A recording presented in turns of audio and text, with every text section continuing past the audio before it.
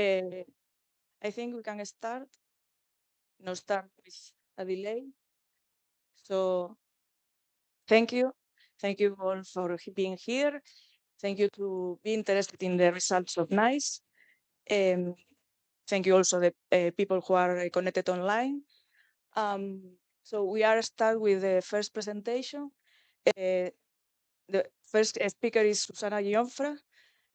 He's connected online. He's policy officer working on NBS and biodiversity in the DG Research and Innovation of the European Commission.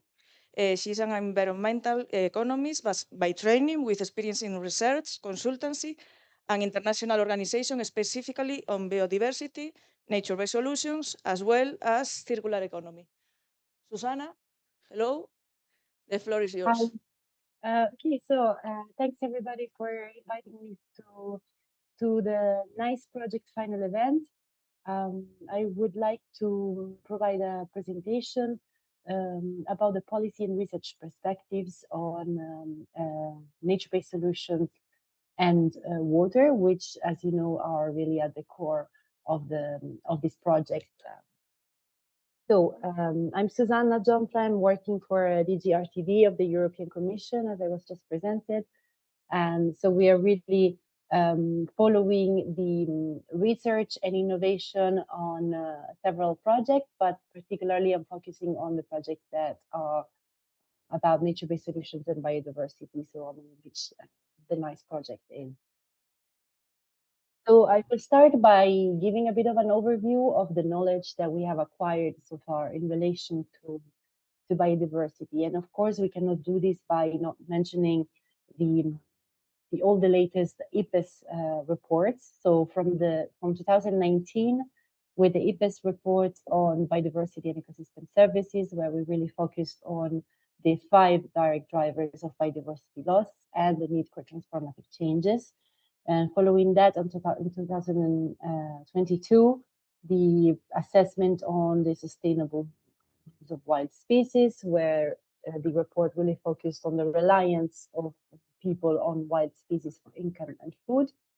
And in the same year, the assessment on the diverse values and valuation of nature, which showed that a narrow set of market values of nature are underpinning the biodiversity crisis, and the report also includes several methods and approaches to value nature.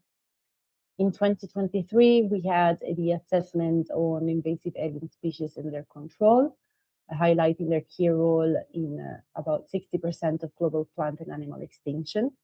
In 2024, the so-called nexus assessment, so on the interlinkages among biodiversity, water, food, and health, looking into the interlinkages between these 5 global crises. And I believe this is quite relevant also to the projects we are dealing with, such as NICE, where we are really looking at the interlinkages between nature and water in this case, as well as climate. In the same year, the transformative change assessment, which was really looking at the options to achieve transformative change to halt the biodiversity collapse. And last but not least, recently this year in 2026, we had the business and biodiversity assessment that was really showing how all businesses impact and depend on nature, but at the same time can also be agents of positive change. And this report includes several measures to measure impacts, but also some immediate actions for different actors. So all this knowledge, of course, has been acquired over the years and is for us evidence in a way, on the dire situation that we are facing, but also potentially on some of the solutions. Another element that we have is the State of Environment report that is released by the European Environmental Agency. And the last one in 2025 was also highlighting some parts that are relevant to the environment, but also more specifically to water resources for the case of the project and the event of today. So this report was really sort of highlighting that Europe's terrestrial, freshwater, and marine biodiversity is in poor condition and has continued to decline in recent decades. and that the current water management systems do not seem to be well adapted to the rapid environmental change, and this is weakening long-term water resilience. About 30% of Europe's land and 34% of its population are already experiencing annual water stress, especially in Southern Europe and in densely populated regions. And overall, we can see in the report that the most deteriorating trends that are being observed are about the state of biodiversity, ecosystems and climate impacts, soil resources, and land use and land take. So the report also highlights some key actions that are needed, and I highlighted here those are more relevant to water resources. And this is reducing water abstraction, expanding circular water use, improving water retention, restoring ecosystems, and implementing nature-based solutions. So these are all things where projects like the NICE project are definitely contributing, and for this reason, very much needed. So there are several pressures that the report highlights as impacting the functioning of ecosystems. And I mean, we all know about this, but again, some can be highlighted that are also tackled through your projects, such as urbanization and leisure activities, which account for 30% of all reported pressures, but also pressures related to pollution, which have an impact on air, water, and soil pollution, of course, climate change, agriculture, and so on. But I didn't want to just have a very negative presentation. I think it's worth talking about solutions and what are practical experiences and approaches that have already been implemented that can actually help shift from this situation. And so we are talking of a nature positive economy, so of ways to shift towards a nature positive economy that is one where we aim to enhance and restore the ecosystems on which our prosperity depends and relies on.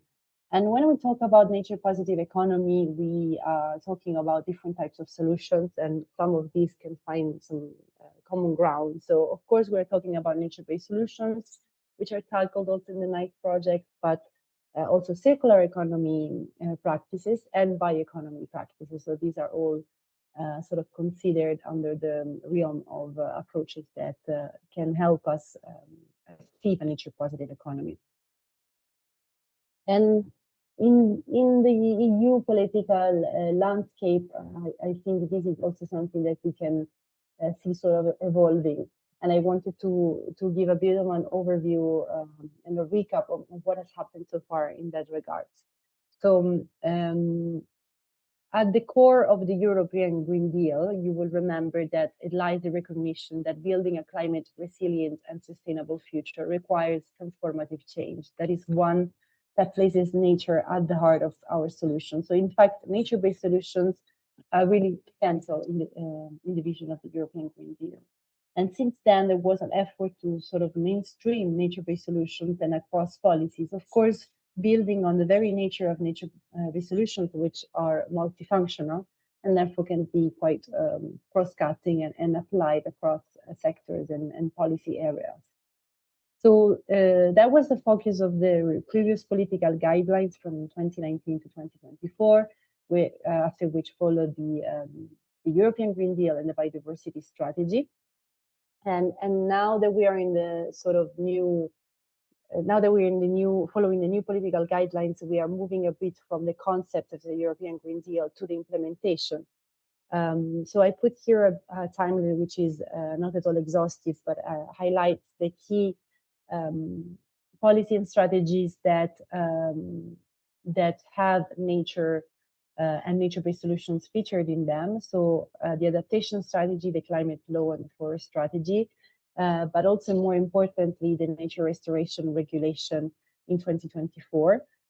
There was also two more international milestones worth mentioning, which are the adoption of the Global Biodiversity Framework in 2022, and in the same year, the adoption of a multilaterally agreed definition of nature-based solutions at the 50th UN Environment Assembly. Then we had the new political guidelines, so for 2024 to 2029, where we see a bit of a shift towards the focus on competitiveness and prosperity of Europe. Still, after that, another couple of very of work mentioning strategies and policies are the European Water Resilience Strategy and the Vision for Food and Agriculture, both in 2025. There was a report that I think might be very useful for anyone working on nature-based solutions, trying to understand which policies are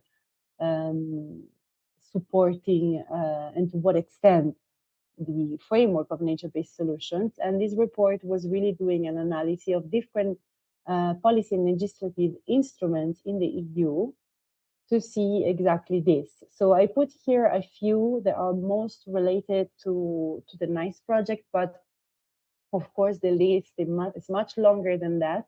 And this is a report that is published by Network Nature, and that I'm happy to share a link to in the chat after this presentation, because it's quite exhaustive in its analysis.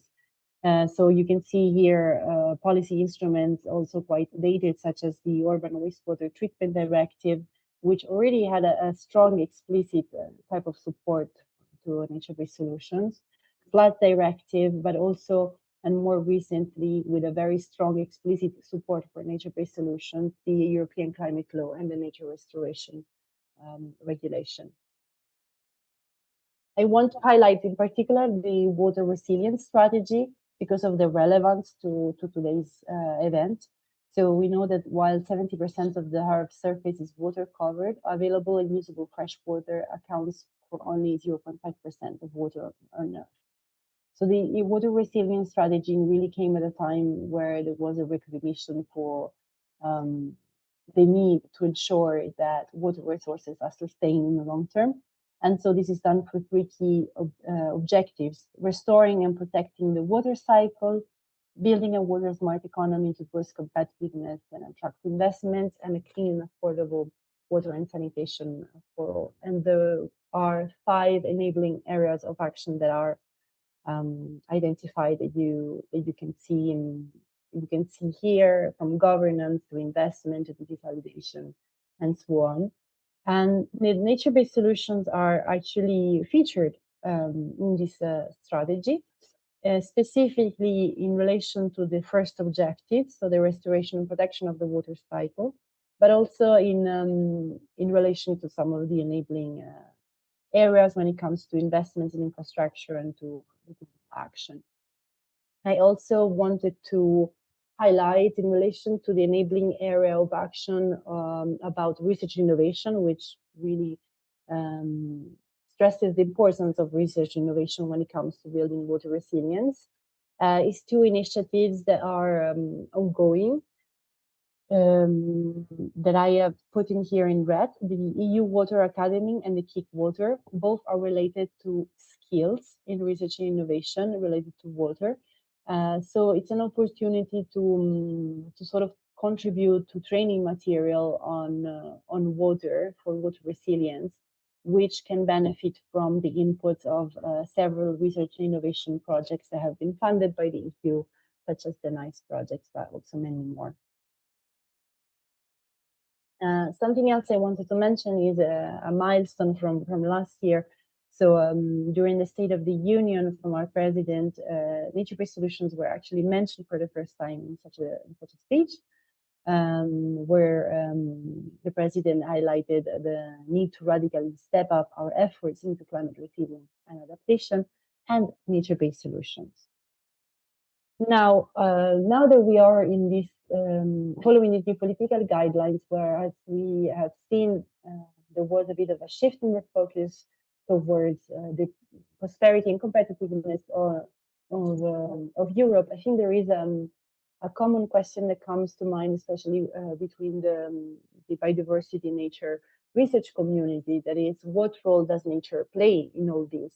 And I think it's very important for our community to come together and contribute to building the right narrative here, because it's really important that we try not to separate nature from what we're dealing with in terms of political priorities in the EU. Actually, on the contrary, and that is because the green transition is not only to be seen solely as an environmental necessity, but also as a source of economic opportunity, a strategic competitive advantage, and a geopolitical imperative. We have all heard the numbers of over half of global GDP depending moderately or heavily on nature. And within the EU, more than 70% of companies rely at least on one ecosystem service. So this raises the questions of what happens if our ecosystem functions are disrupted. So on a global scale, land degradation and the diminished capacity of ecosystems is associated with an economic loss. So this could cause the global economy to lose $23 trillion in economic losses. So naturally, we see biodiversity loss not just as an environmental issue, but rather a challenge to economic resilience. And when it comes also specifically to water, there was a first ever annual estimate in 2023 of the economic value of water and freshwater ecosystems of about 58 trillion US dollars, equivalent to 60% of global GDP. And water for all depends therefore on healthy freshwater ecosystems, which are also foundations of food security, biodiversity outputs, and other many more things. So the benefits of nature and nature-based solutions are becoming more and more clear.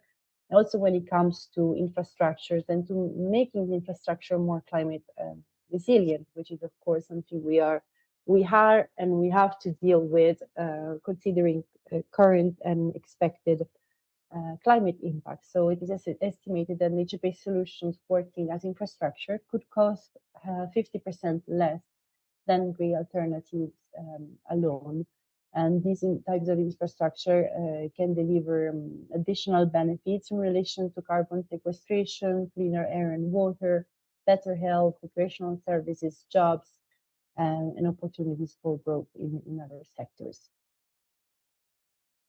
Now, building on all these facts and knowledge, of course, this was a good reason for the EU to extensively fund the research and innovation on nature-based solutions. And this has been done for especially, but not only, through the Horizon 2020 and the Horizon Europe program, where we have funded so far 105 research and innovation projects that are focused on nature-based solutions as ways to address the climate and biodiversity crisis specifically across different ecosystems. And this counts for an European Commission contribution of 887 million.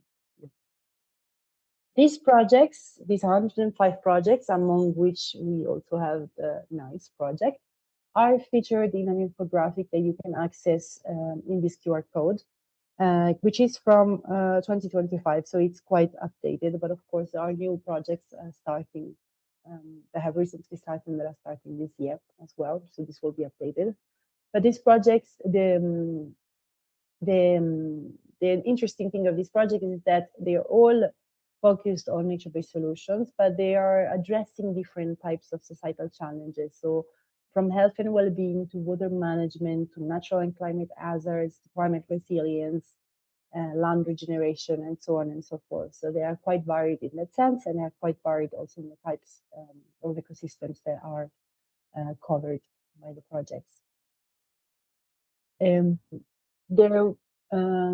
have been produced 3 reports recently on water resilient Europe, which aimed to which built on an analysis of the research innovation projects portfolio from Horizon 2020 and Horizon Europe, focusing on water resilience with specific objectives that reflect the water resilience strategy that you can see in this this image. So this is a very relevant resource for projects that are projects, but also the community of practice that is working on water and water resilience. And of course, the NICE project was also among the projects that were analyzed and I think featured in the second report on building a water smart economy.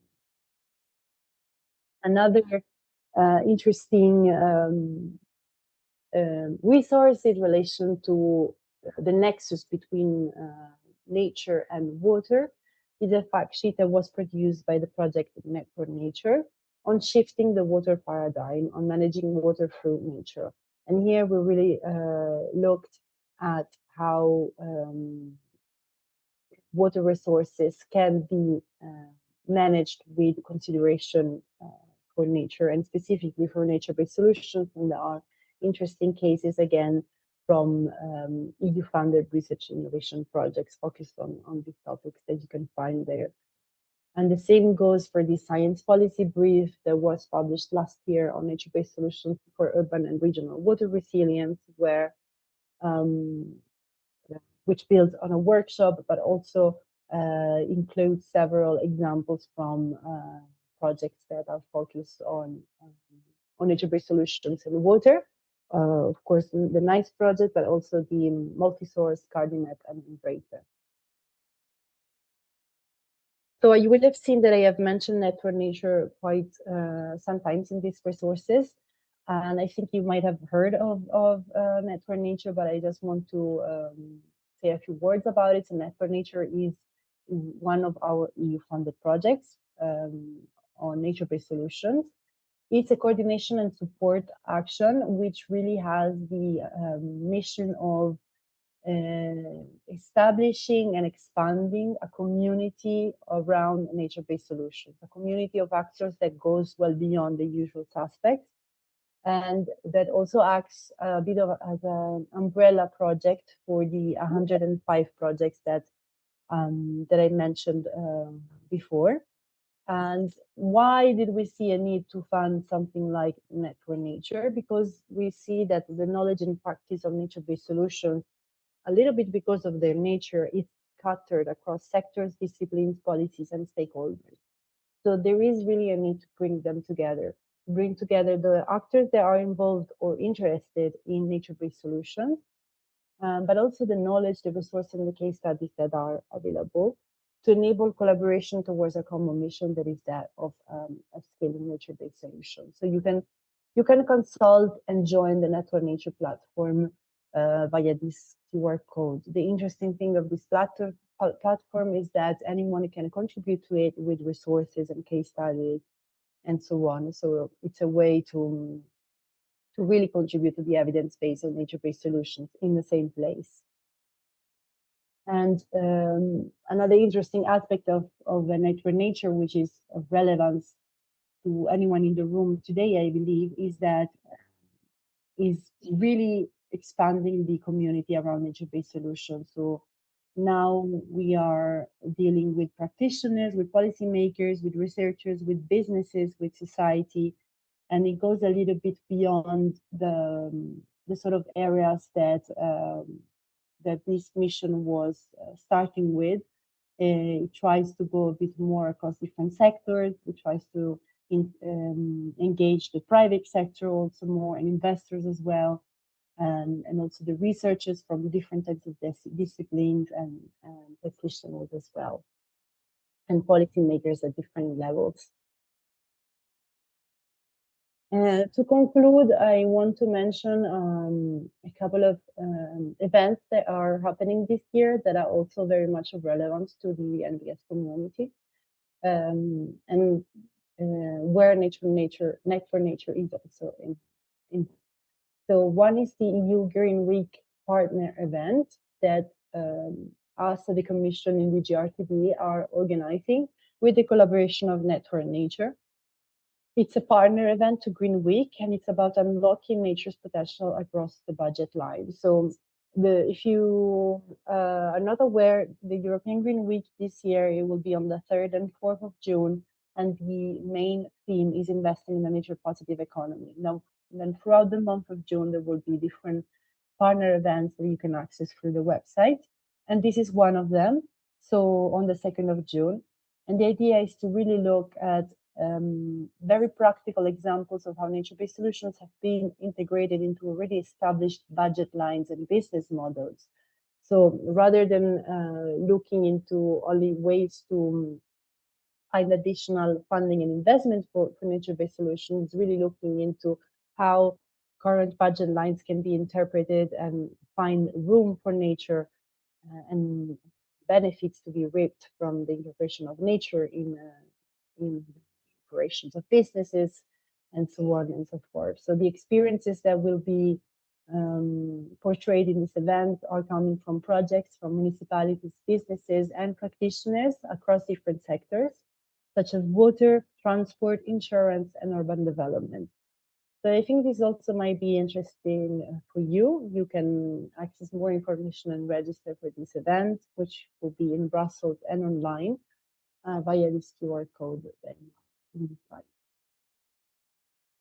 And lastly, the other event I wanted to mention to you is the Nature-Based Solutions International Congress, happening in November of this year in Paris.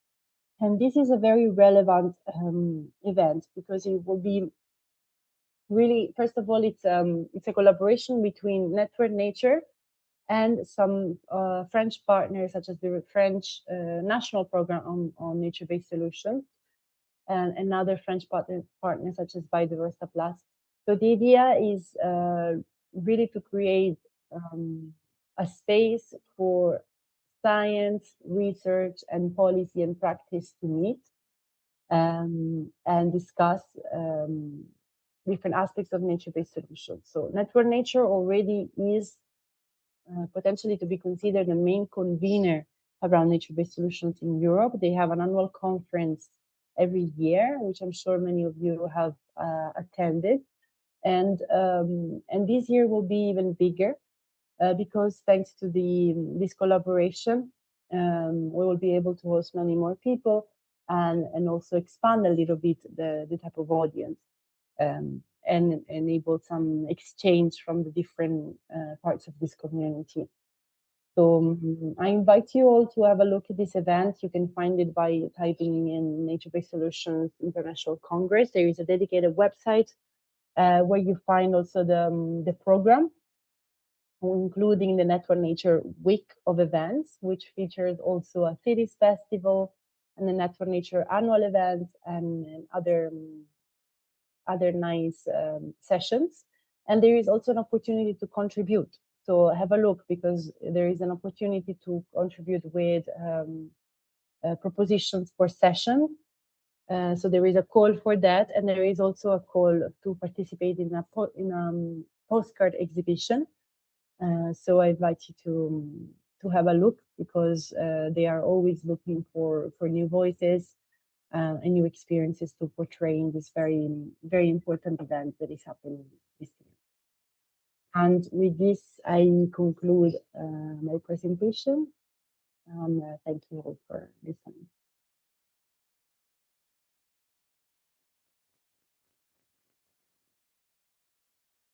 Thank you, Susana. I don't know if anyone has any question. No question. So thank you. Thank you for your nice presentation. We continue with the next part of the event is the the principal the principal part is about the lesson learning from NICE. The first part is presented by Diane Trevisan, she is the project coordinator. So the floor is yours.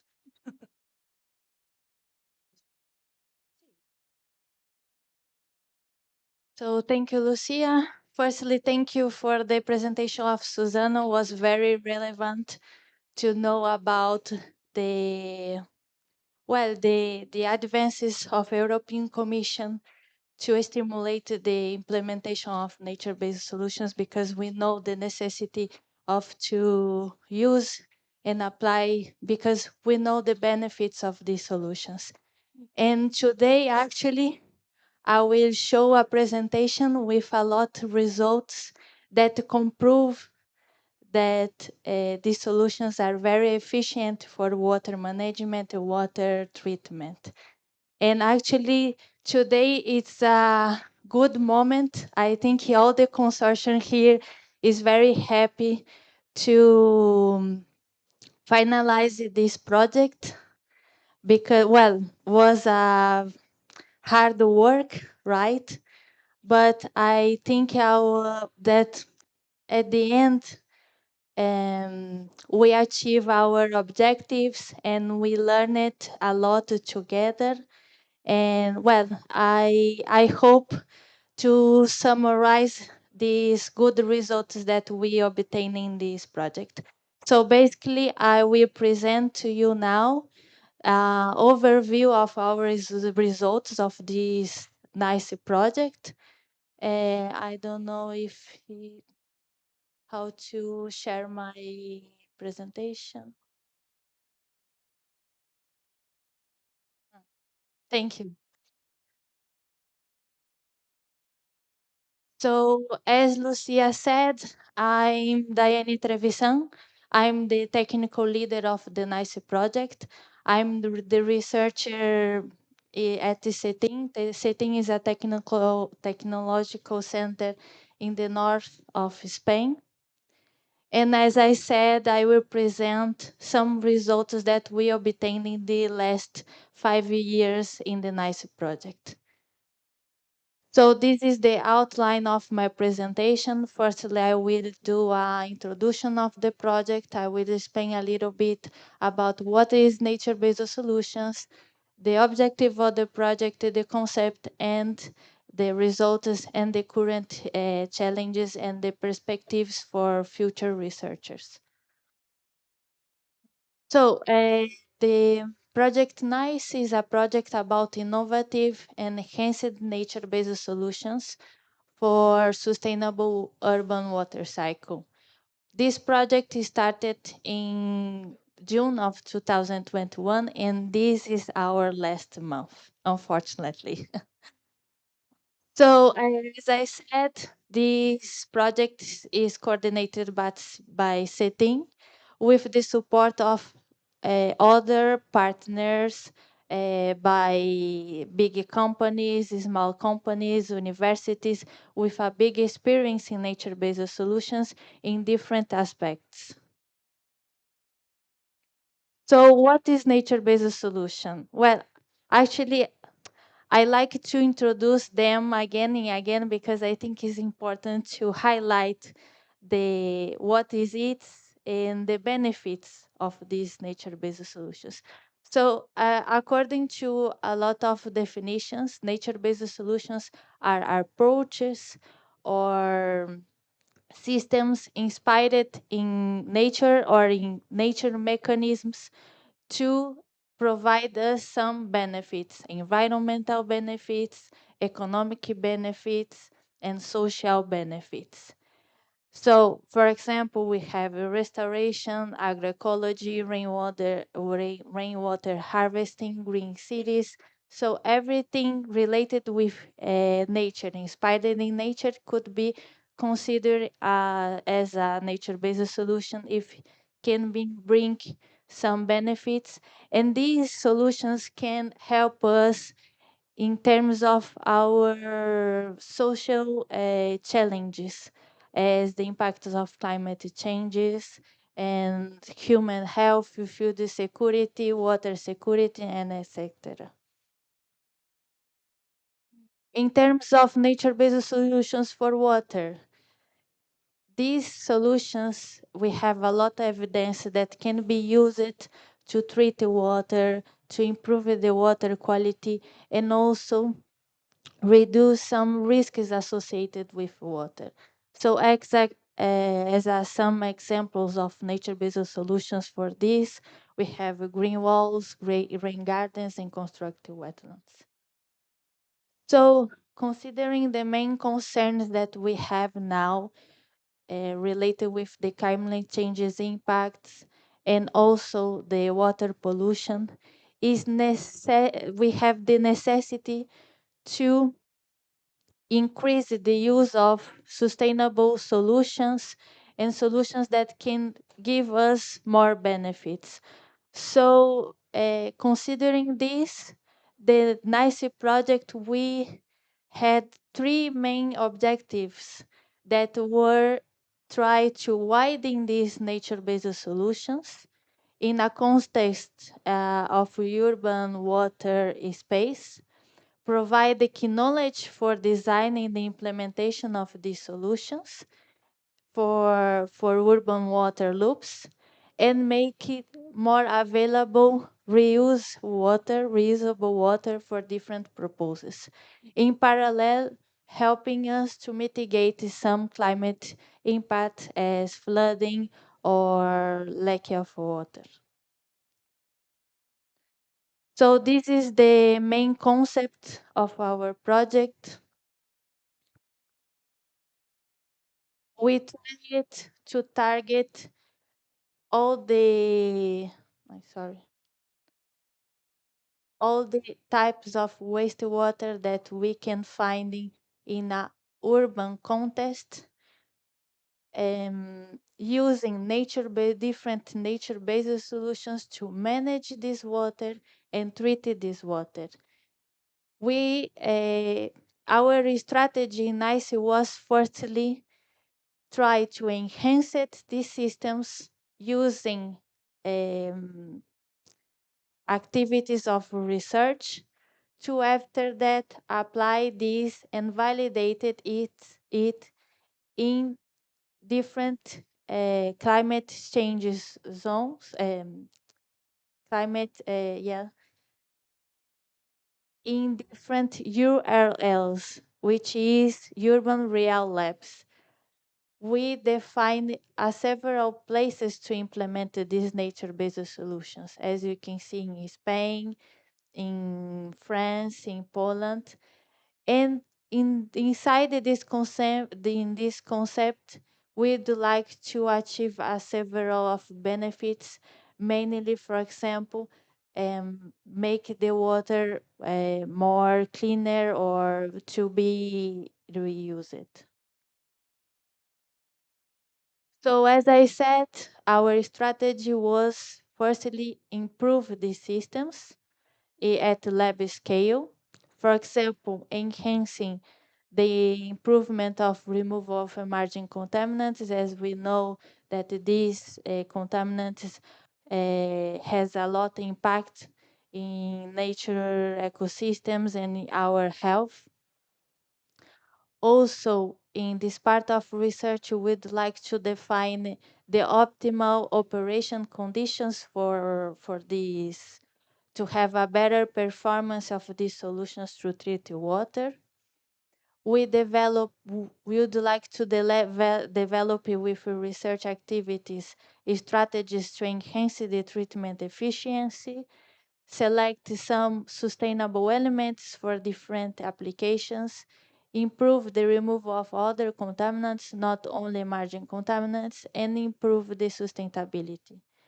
So our research activities were focused on different types of wastewater, domestic wastewater, greywater, stormwater, and combined sewer overflow, and water from rivers. And our solutions that we tested was green walls, rain gardens, and hybrid constructed wetlands. And after that, as I said, the second strategy, the second step was use the key knowledge of this part of at the lab scale into the implementation and validation of nature-based solutions in real conditions that we call urban real labs.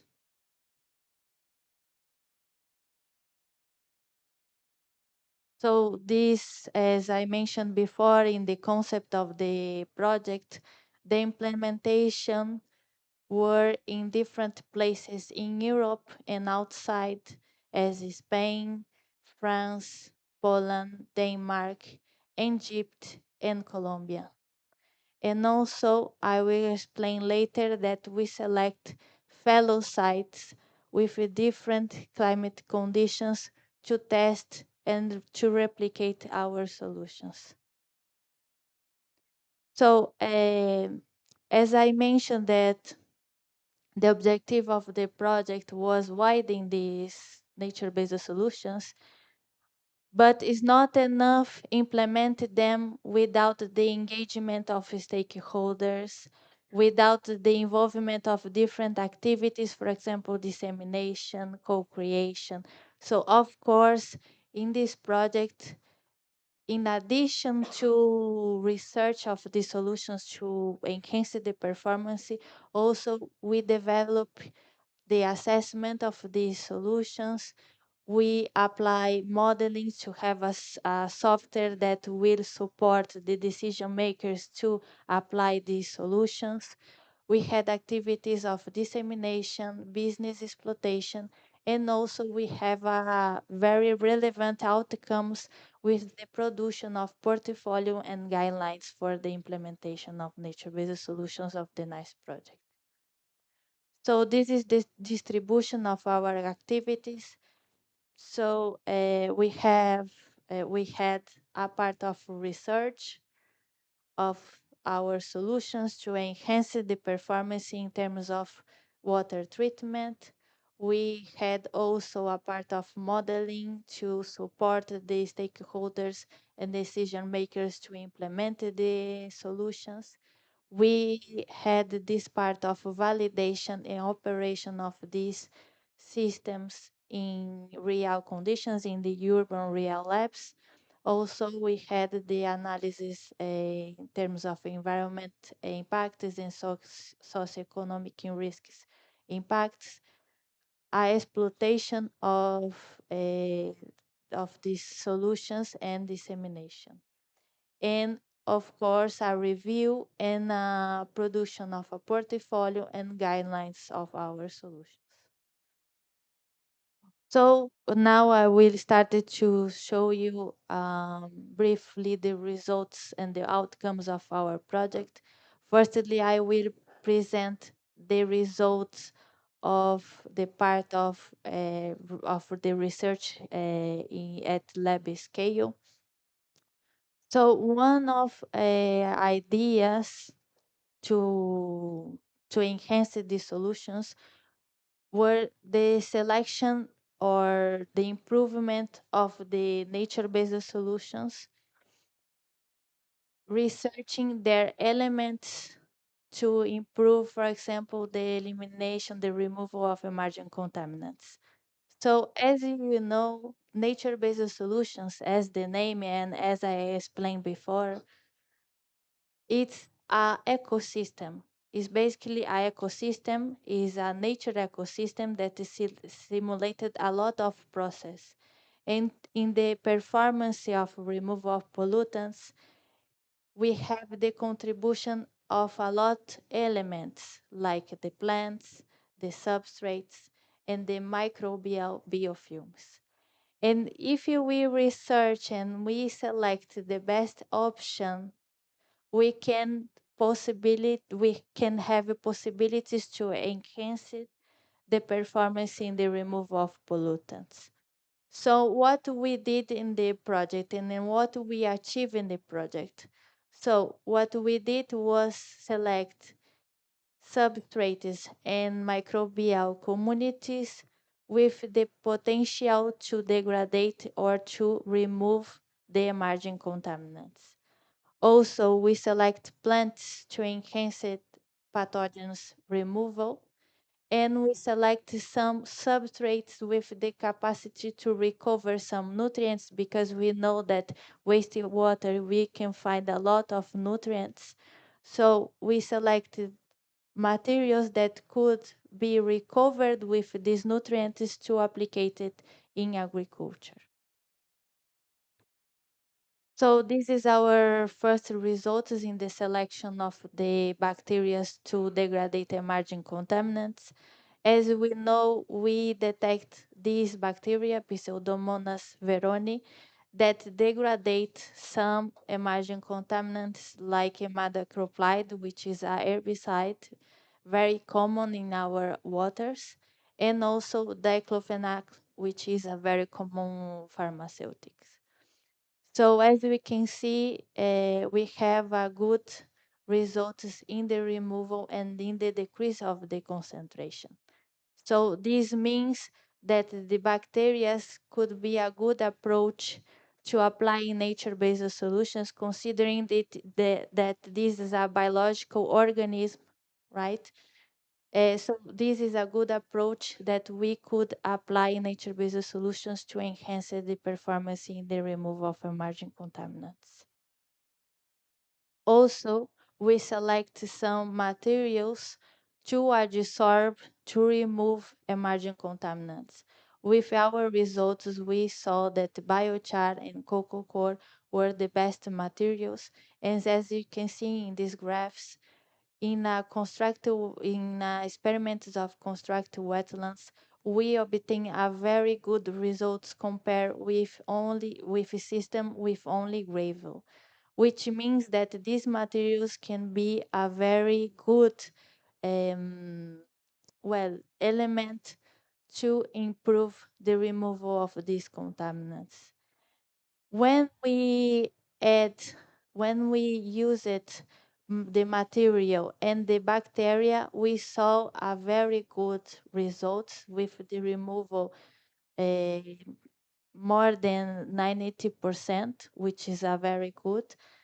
In this case, we detected that the material were better than the bacteria. So in a future perspective, we need to find a way to improve the synergy effect of the substrates with the bacteria. So in terms of use of plants for pathogen removal, we detect that Pseudophragmites australis showed a good results in the, for example, in total coliforms removal and fecal coliforms, which these results highlight the potential of the application of plants for the pathogen removal. And also we select some substrates, as I said. For example, zeolites show a tendency to provide a better phosphorus nutrients for plants development. So this is a good result in terms of agriculture applications, that we can reuse zeolites from nature-based solutions that can recover these compounds. So, in another hand, we made some activities with green walls and construct wetlands. The green walls to treat greywater, and construct wetlands to treat combined sewer overflow. Mainly for the green walls, we try to define the best operation conditions to enhance the performance of the systems to treat this kind of water. Also, in these testings, we testing different configurations and different kind of feedings of the systems to detect the resilience in the performance. And in the case of construct wetlands, we evaluated the impact of the aeration, thinking also in finding the best approach of aeration to enhance the performance treating this kind of water. So here we have some results of the green wall. So as I said, the green wall was fed by different loads, underload and overload, and we obtained very good results because the system were very stable, considering the performance and the efficiency of the removal, for example, of COD. In the case of also, the system were feeding using cleaner products, which could be very aggressive products, cleaner products that we use it at home. So it's very common product in greywater. So the system were fed in different concentrations of these products. And what we saw that also the green wall was stable in the performance condition for treating this water and, for example, the removal of COD. So here we have some results of the constructed wetlands with aeration. We detected that the aeration improved the oxidation and the nitrification of the system, so improving the removal of a lot of contaminants, for example, COD, solids, and ammonium. And we had the capacity to select the best strategy of aeration to enhance the performance. In this condition, we achieve more than 70% of removal of this of the COD. So, in addition with these systems, we obtain also results for removal of heavy metals. These systems show a higher performance for the removal of some heavy metals. And when we integrated these systems with biochar and with other substrates in a column, we saw that this system with adsorption materials can enhance the removal of emerging contaminants. For example, we have here some results of biochar in the removal of emerging contaminant. The only result that didn't achieve what we expected was according to E. coli, that the removal was limited by this system. So, in this first step of research, what we achieve, what we can conclude that we had the capacity to testing a lot of things to enhance the performance of these systems. And so we have the capacity to select the best substrates and the bacteria for removal of emerging contaminants, plants for enhancing the removal of pathogens. We define optimal conditions to support the performance of these solutions. And also we proved that aeration could be a very good strategy also for the treatment of combined sewer overflow. So with this information in this first step with the experiments at lab scale, we use this information and these outcomes in the implementation of these solutions in real conditions. So as I mentioned before, we implemented these nature-based solutions in several places in Europe and outside that covered a wide range of climate zones. For example, in Pereira, Colombia, which we have tropical and subtropical climate, Mediterranean, transition climate, oceanic and Baltic. And in addition, we select 3 fellow sites to replicate our solutions or to integrate our innovations that we researched before in some existing nature-based solutions. So in total, in the project, we implemented 3 green walls, 5 rain gardens, in 13 constructed wetlands. And we had, with these systems, we had the capacity in total to treat a lot of amount of greywater, wastewater, stormwater, and CSO, and river water. Here you can see a lot of pictures of our systems, of our implementations. And as you can see, we have a lot of green, right? This means, what this means? This is life. This is a nature that can support us in the water cycle and the water concerns. So I will explain briefly some of our pilot. and also showing some promising results. I, After my presentation, we'll have some particular presentations of some other pilots with more details about their results of the validation. So firstly, I would like to show you the URL Urban Real Lab in Benalmádena in Spain, which is a green wall to treat greywater. This system was designed to treat more than 1,000 cubic meters per year, and where this green wall was operated considering also the operation conditions, the best operation conditions that we researched in the first stage of the project. As you can see in the results, this system were capable to improving the water quality in through the reduction of solids, conductivity, COD, ammonia, and other pollutants.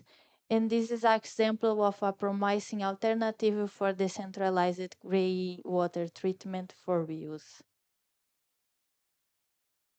The second um, pilot is a pilot in Lyon, which is a vertical constructed wetland with the aeration. Your validation, the strategy of aeration were used by the results that were obtained in the first stage of the project. And as we saw in the part of research, we obtained very good results that were improved by the aeration. So the aeration improved the removal of solids, COD, ammonium, enhanced in general, enhanced the oxidation and the complete nitrification. Well, in terms of pathogen, we obtain a removal very low, which is limiting the reuse.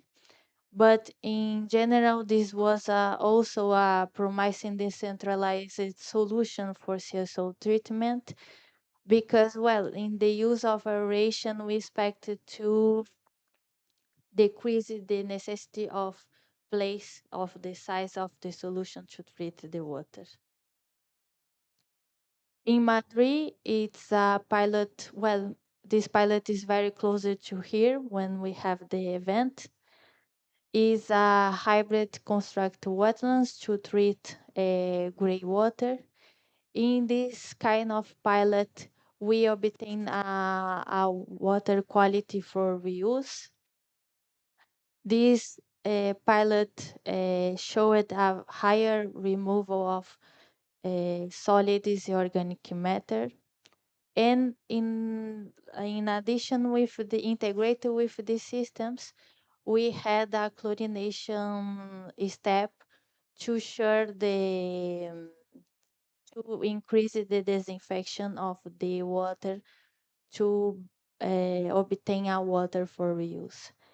Some emerging contaminants were detected in the greywater treated in this system, and this system showed a capacity to remove some of these contaminants. In Aarhus, in Denmark, we implement two pilots, one for river water treatment and another one for wastewater treatment. Both of the systems show a very good results improving the water quality. And for example, in these graphs, we can see, for example, for COD, the system for wastewater showed a very high efficiency. In Cairo, in Egypt, we implement a hybrid construct wetlands, one with plants and another one without plants. These systems were designed to treat it 15 cubic meters per day of river water. In this context, this pilot is very important because of the climate conditions of this place and the necessity of water for agriculture. So with the results that we obtain, as I show you, as you can see, with these systems, we obtain a improvement of water quality to be reused.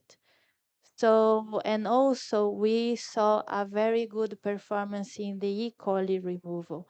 So this means that these kind of solutions are very promising in this application in a context so difficult and in terms of water necessities and yeah.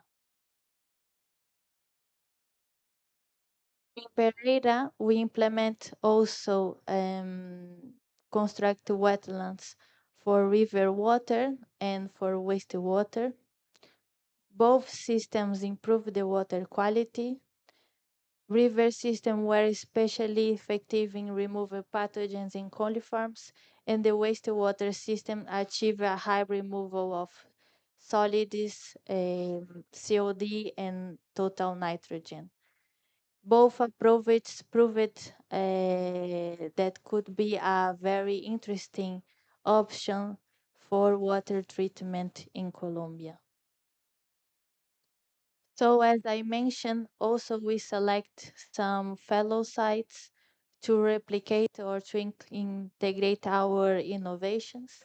So we select a place in Italy and we integrated some our innovations in a green wall to treat greywater for reuse. And also we implement some rain gardens, in total four rain gardens in a public park in Ecuador in Quito to treat the storm water and also to mitigate the flooding problems that they have in the city. So as I mentioned before, is not enough the research to stimulate the implementation of these solutions. We need more activities. We need the engagement of the stakeholders, the communities. We needed the modeling. We need to facilitate the connection between the end users, the researchers, the municipalities. So for this, in the project, of course, we did a lot of research and we obtained a very good results, enhancing and validating a lot of nature-based solutions. But in addition, also we performed a lot of activities to improve the visibility and the well mainly the visibility of these systems and for example, we made some analysis of the environmental, social, economic risks of these solutions. These provide us a lot of information to identify, for example, the benefits of the systems or they understand the risks of the systems. And this support us to have a guideline support. This gave us a support to have a evidence-based planning for decision making for their implementation. Also, in parallel with the implementation of the solutions in the urban real labs, we also develop some activities with the engagement of the stakeholders. Also, we did a social analysis or definition of the context of each place. And the main outcomes of these activities was the comprehensive understanding of the local conditions and the site-specific needs, because it's important before the implementation know the needs of the community, the impact of this, and to show them about what is nature-based solutions, the benefits of these solutions can bring it to them. So um, in general, we with this we obtain like some new strategies to improve the engagement between different parts, the stakeholders, the citizens, and of course the consortium of the project.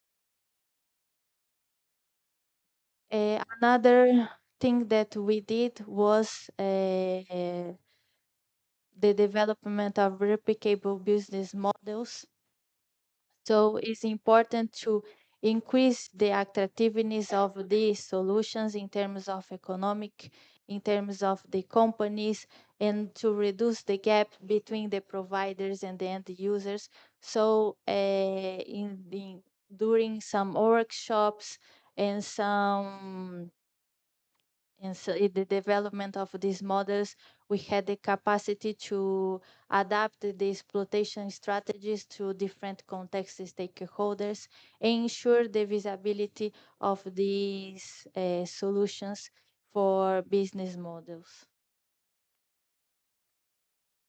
Another good thing that we did in the project was the development of an open source nature-based solution modeling software that simplify the complex decision making in urban water management. Well, um, this means that this open source modeling software support the implementation, facilitating the decision makers to select the best option for each contest.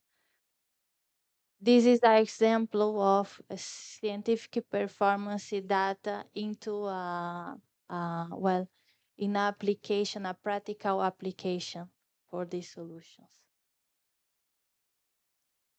Another relevant outcomes of our project was the preparation of a portfolio with more than 100 innovative examples of nature-based solutions, including our solutions. This portfolio is a public document that everybody can have access. And also we prepared guidelines to implement uh, all of our solutions.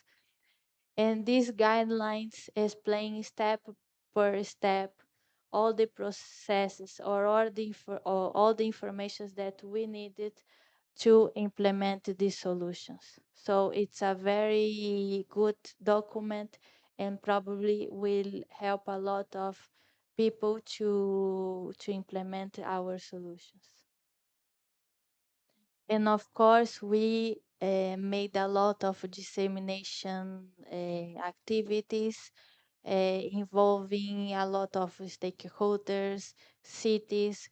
We participated in conferences, in events, collaborating with different projects with similar approaches.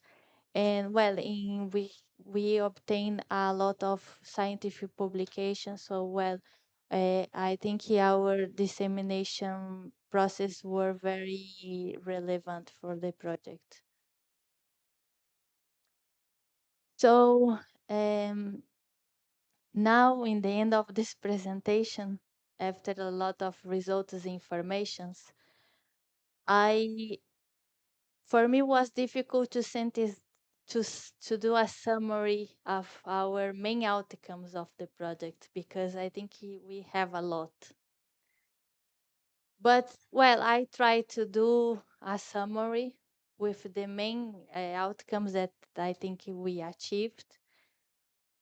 Mainly, I think we improved the understand of the nature-based solution. So now we have more information, and in general, will contribute with more key knowledge about how to implement how these systems can work and can help us in the water management and the water treatment in urban spaces.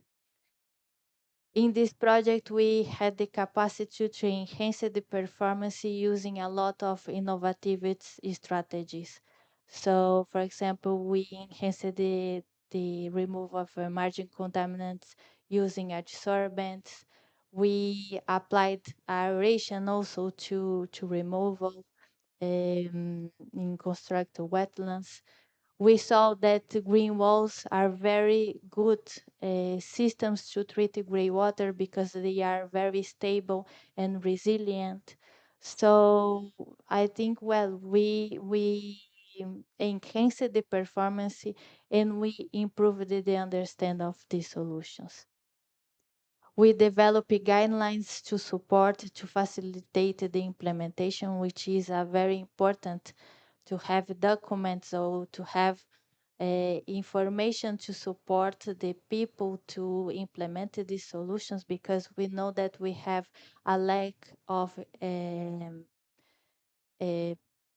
people that have this experience to in practical systems to implement these solutions. We increase the visibility of the attractiveness of the systems. We promote their economy exploitation and the practical application. And the most important outcome that we had the capacity to demonstrate that these systems are effective alternatives for water treatment and related challenges. Of course, we had some challenges. In a research project, it is very common to have challenges, and I think that's important. Is important to share these challenges for future applications, for future projects. So one challenge that we have was in terms of scaling the solutions.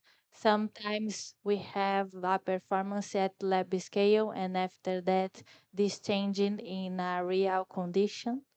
So this could be challenge, but after a lot of pilots that we implement, I think we have a lot of experience. We know how to adapt the solutions to have a better performance in real conditions. So another challenge is that the water, this wastewater is not the same. So we have the variability of concentrations, and this can affect the performance. So it's a thing that we need to take account in in the implementation. To achieve reuse water quality is not so easily. We saw that, well, our nature-based solutions, we saw that they are very good in the performance of COD removal, other parameters, even for emerging contaminants.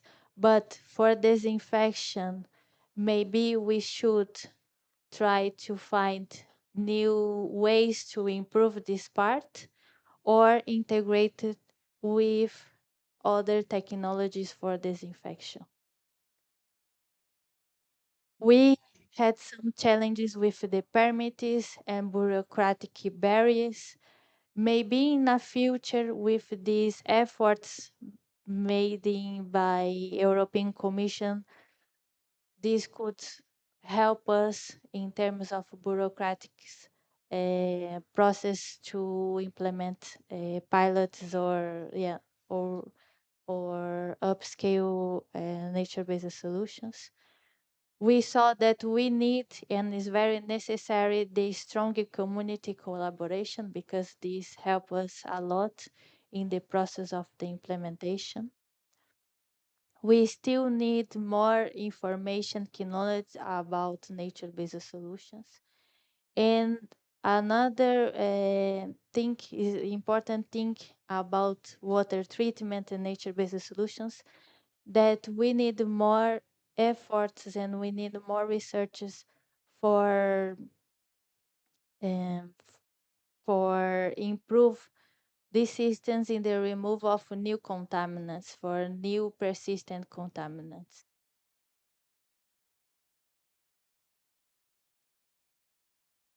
So in general, with all these outcomes, with all these results, In conclusion, we achieved our main objectives.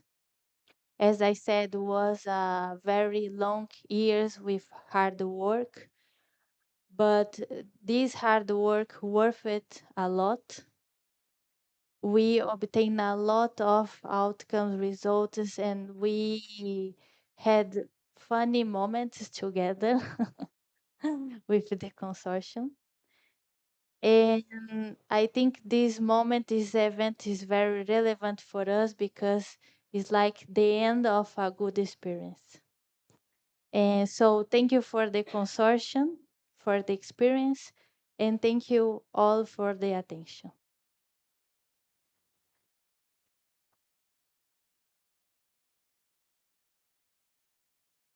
So now, as I said, we'll have the presentation of some pilots with more details about their implementation, their validation, their results. So now we'll have the presentation of the Turing pilot, which is a green wall in Italy for the treatment of greywater. The presentation, Fabio from IRIDA will present because IRIDA is the partner responsible for this pilot. So thank you, Fabio. You're welcome. Good morning, everybody. Are my slides going to appear? Okay, good. Perfect. So yeah, the first URL we are presenting this morning is the one in Torino. So we are in the north of Italy. The green wall has been installed in a building which is owned by the municipality, and it's a post-industrial district. And this center, the Checky Point, is managed. It's a cultural social hub, which is managed by the citizens which are referring to the organization. What we are hoping to get as kind of reuse is the treated effluent reused for urban farming, and that's coming just in these days. They started asking just recently if they can reuse the effluent. So we are in temperate climate. The green wall is built by modules, which are independent one by the other. And what we want to demonstrate is just the decentralized approach in terms of treating the greywater, which is still the 70%. I still stress the concept, the 70% of the domestic wastewater produced in a city. And so it's very, very relevant to learn how we can easily treat it with the cheapest cost per cubic meter in order to reuse it and reduce the input to the sewer systems, which are then, and the centralized wastewater treatment plant, which are getting less water and then lower cost for operation and management. So that's just the scheme. So we have the wash basins, which are producing the greywater. The big issue we have every time we are installing this kind of green walls in public buildings is that the greywater is not representing perfectly the characteristics of the domestic one, which is much richer in pollutants than the one produced in public buildings where people are not showering. Normally there are no the kitchens and so on. And so the inlet loads are much, much diluted. So the usual scheme is to have a primary treatment by a degreaser, a very simple two-chamber degreaser. Then we have the pumping station, which is pumping the water in regular intervals to the green wall. And then we have the storage tank for the outlet, for the treated water, which should be disinfected by a view lamp before to be reused. At the moment, all the data you will see about the microbiological analysis are considering that the UV lamp has never been done yet. If now they want to reuse, then our advice is still to keep it on and having a good final disinfection. And then the reuse is in the garden. When we talk about, sorry, no, yeah, we're coming back. When we are talking about the area, we are considering the total area of all the modules, but just consider what you see in the picture that the system is composed by 4 modules. And so we have in total 6.5 square meters with a total of 4 modules. Each module has 3 rows. And so we consider the inlet from in the first row, and that's where we are calculating the impact in terms of organic loading rate on the first row, because it's there that we get the higher risk of clogging, surface clogging. And then the water is filtering in the 3 different pots and then collected at the bottom. So we have both the hydraulic loading rate and the organic loading rate, which are ranging in 100 liters per square meter per day and 10 grams per square meter per day, which are very, very low values in comparison to the ones reported in the literature for treating greywater by treatment wetlands. The system is very well monitored by sensors, which are sending data continuously. And what we are measuring is the temperature of the air, the level of the water in the pots, and the humidity inside the filling media, so with a soil moisture sensor. And so what you see in the graphs on the right are just the data obtained by the sensors.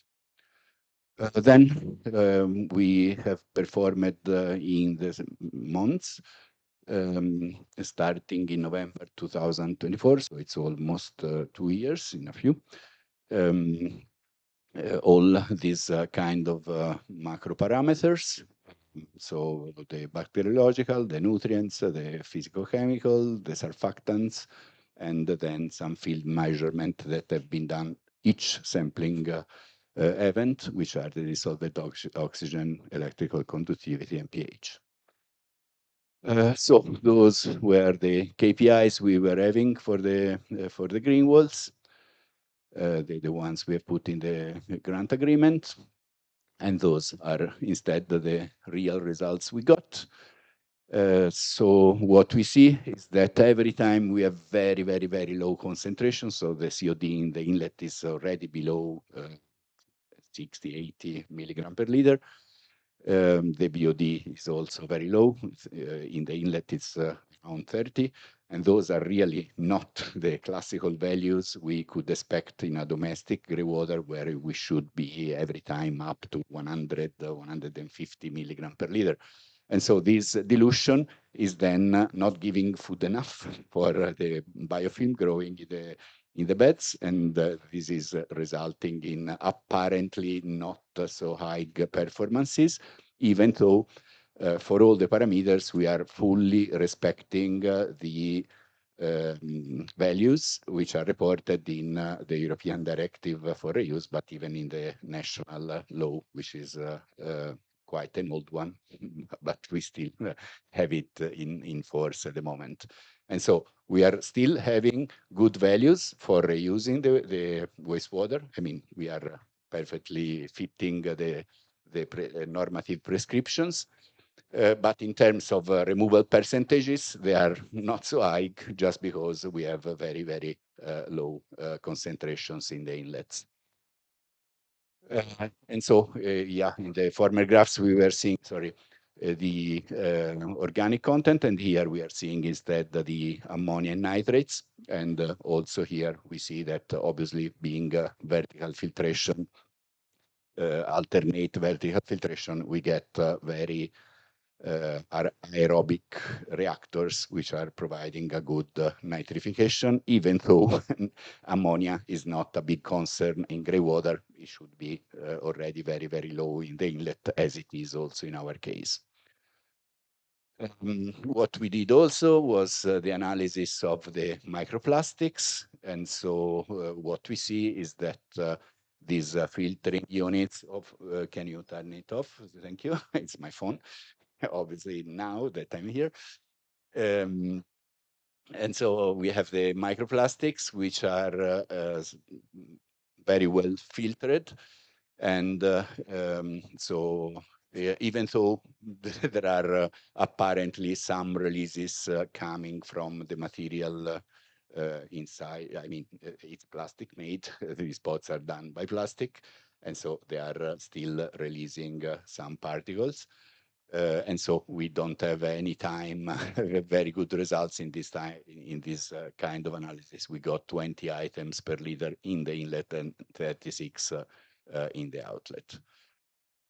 But no green plastic fragments, and so the pots are green. In this installation, we are also using these green plastic made pots that we have to buy still.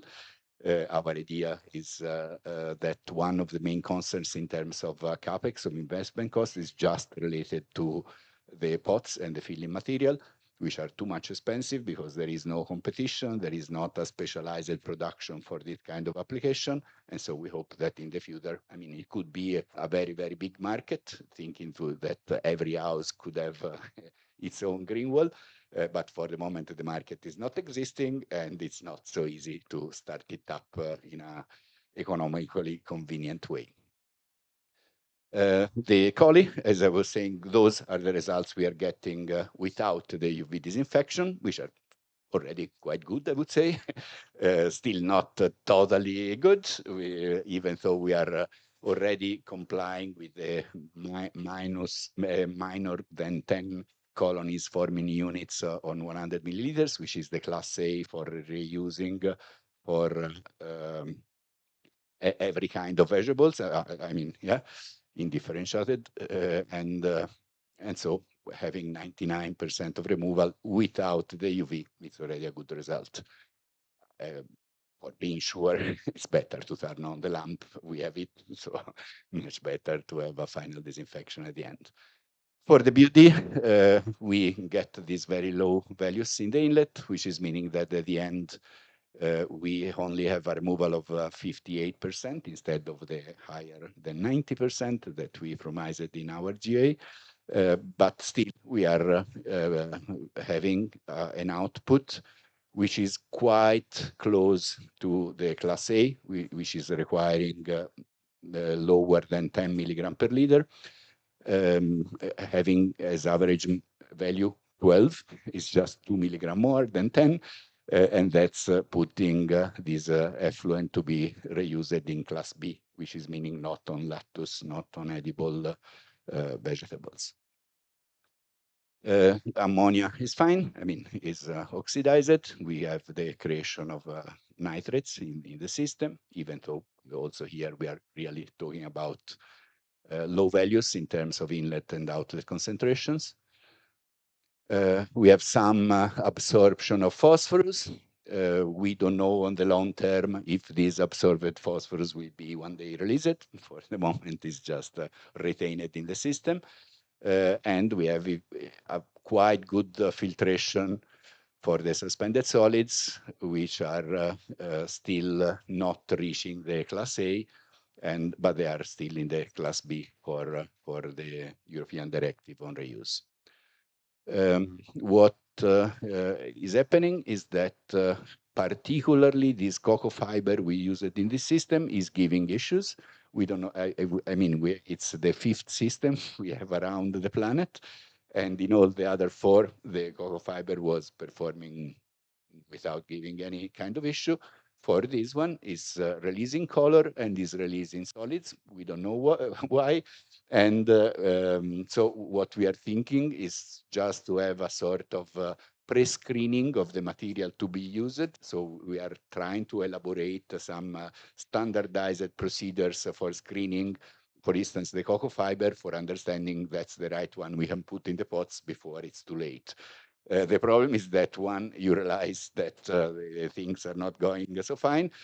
for changing, you should totally destroy the installation. I mean, we have to put the plants out to refill the pots and so on, and that's expensive, and it's starting again a new cycle of experiments. So we even tried to flush, to make an intensive flushing of the cocoa fibers for removing this leaking of color and suspended solids, going up to 200 liters per module. We have done that 11 times, but still, even last week, the color in the effluents was worse than the color in the inlet, which is not a so nice thing, especially if you want then to reuse inside the house for flushing the toilet, and we can get brownish colored water there. And so, yeah, those are exactly the main challenges that we had to face. So the very first one was we were supposed to make a green roofs, but in all Turin, we have not been able to find a single building which was having the structural capacities for having some weight added on the roof. And so every time the structural engineers were telling us, no, no, no, no, you will crash down the building if you put something on top so heavy. And so we had for that problem, and then some structural interventions which were made in the CapEx, the investment cost higher. We had to shift to something else, which was the green wall instead of the green roof. So that was the first one. Then we got some delays with the permission, construction, and the weather conditions that slowed down the realization. But then the main problem that we still have is that this cocoa fiber we have selected this time, which is the same we used in former experiments in the university, in the Polytechnic of Torino. There are no problems. This one, yes, we really don't know why yet. And as chemists, what we have tried, but still we don't have a precise analysis confirming this, is what is coloring the water are humic acids which are released by the fibers. So nothing of those are not concerning pollutants, let's say, but it's mainly an aesthetic and I mean fruition problem by the final users that doesn't want to see something more colored than the inlet water. And so for trying to fix the problem, we have added a layer in the last row, in the lower one, of activated carbon, which is very good in absorbing organics. Obviously, it's not a eternal solution. I mean, after some years, the GAC will decrease its efficiency in absorbing. What we hope is that in the while, the cocoa fiber are stopping, they are leaking. Yeah, so I think I mentioned everything.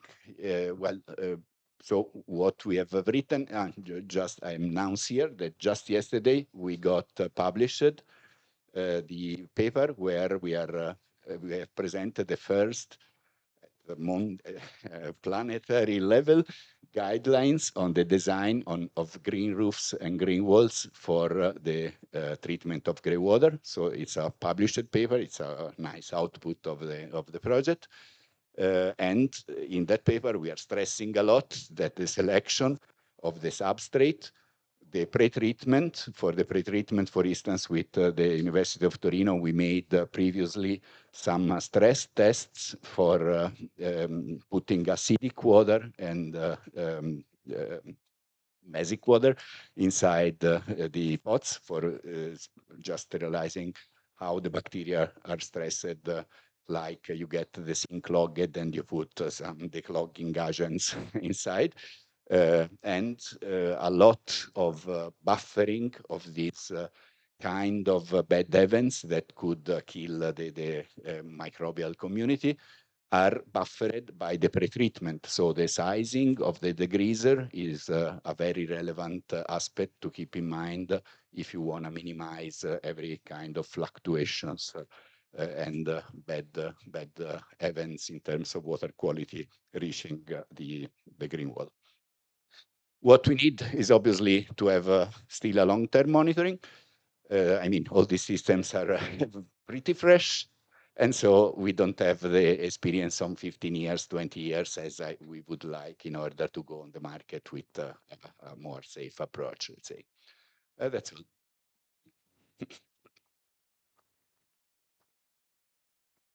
Questions? If there are. So now thank you, Fabio, for the presentation. So now we'll present the pilot in Dansk in Poland. The partner responsible is the Gdansk University of Technology. So thank you, Madalena. And no, is there another one? So, buenos dias. Still good morning. Dzień dobry. It's my great pleasure to present on behalf of my team our, let's say, baby.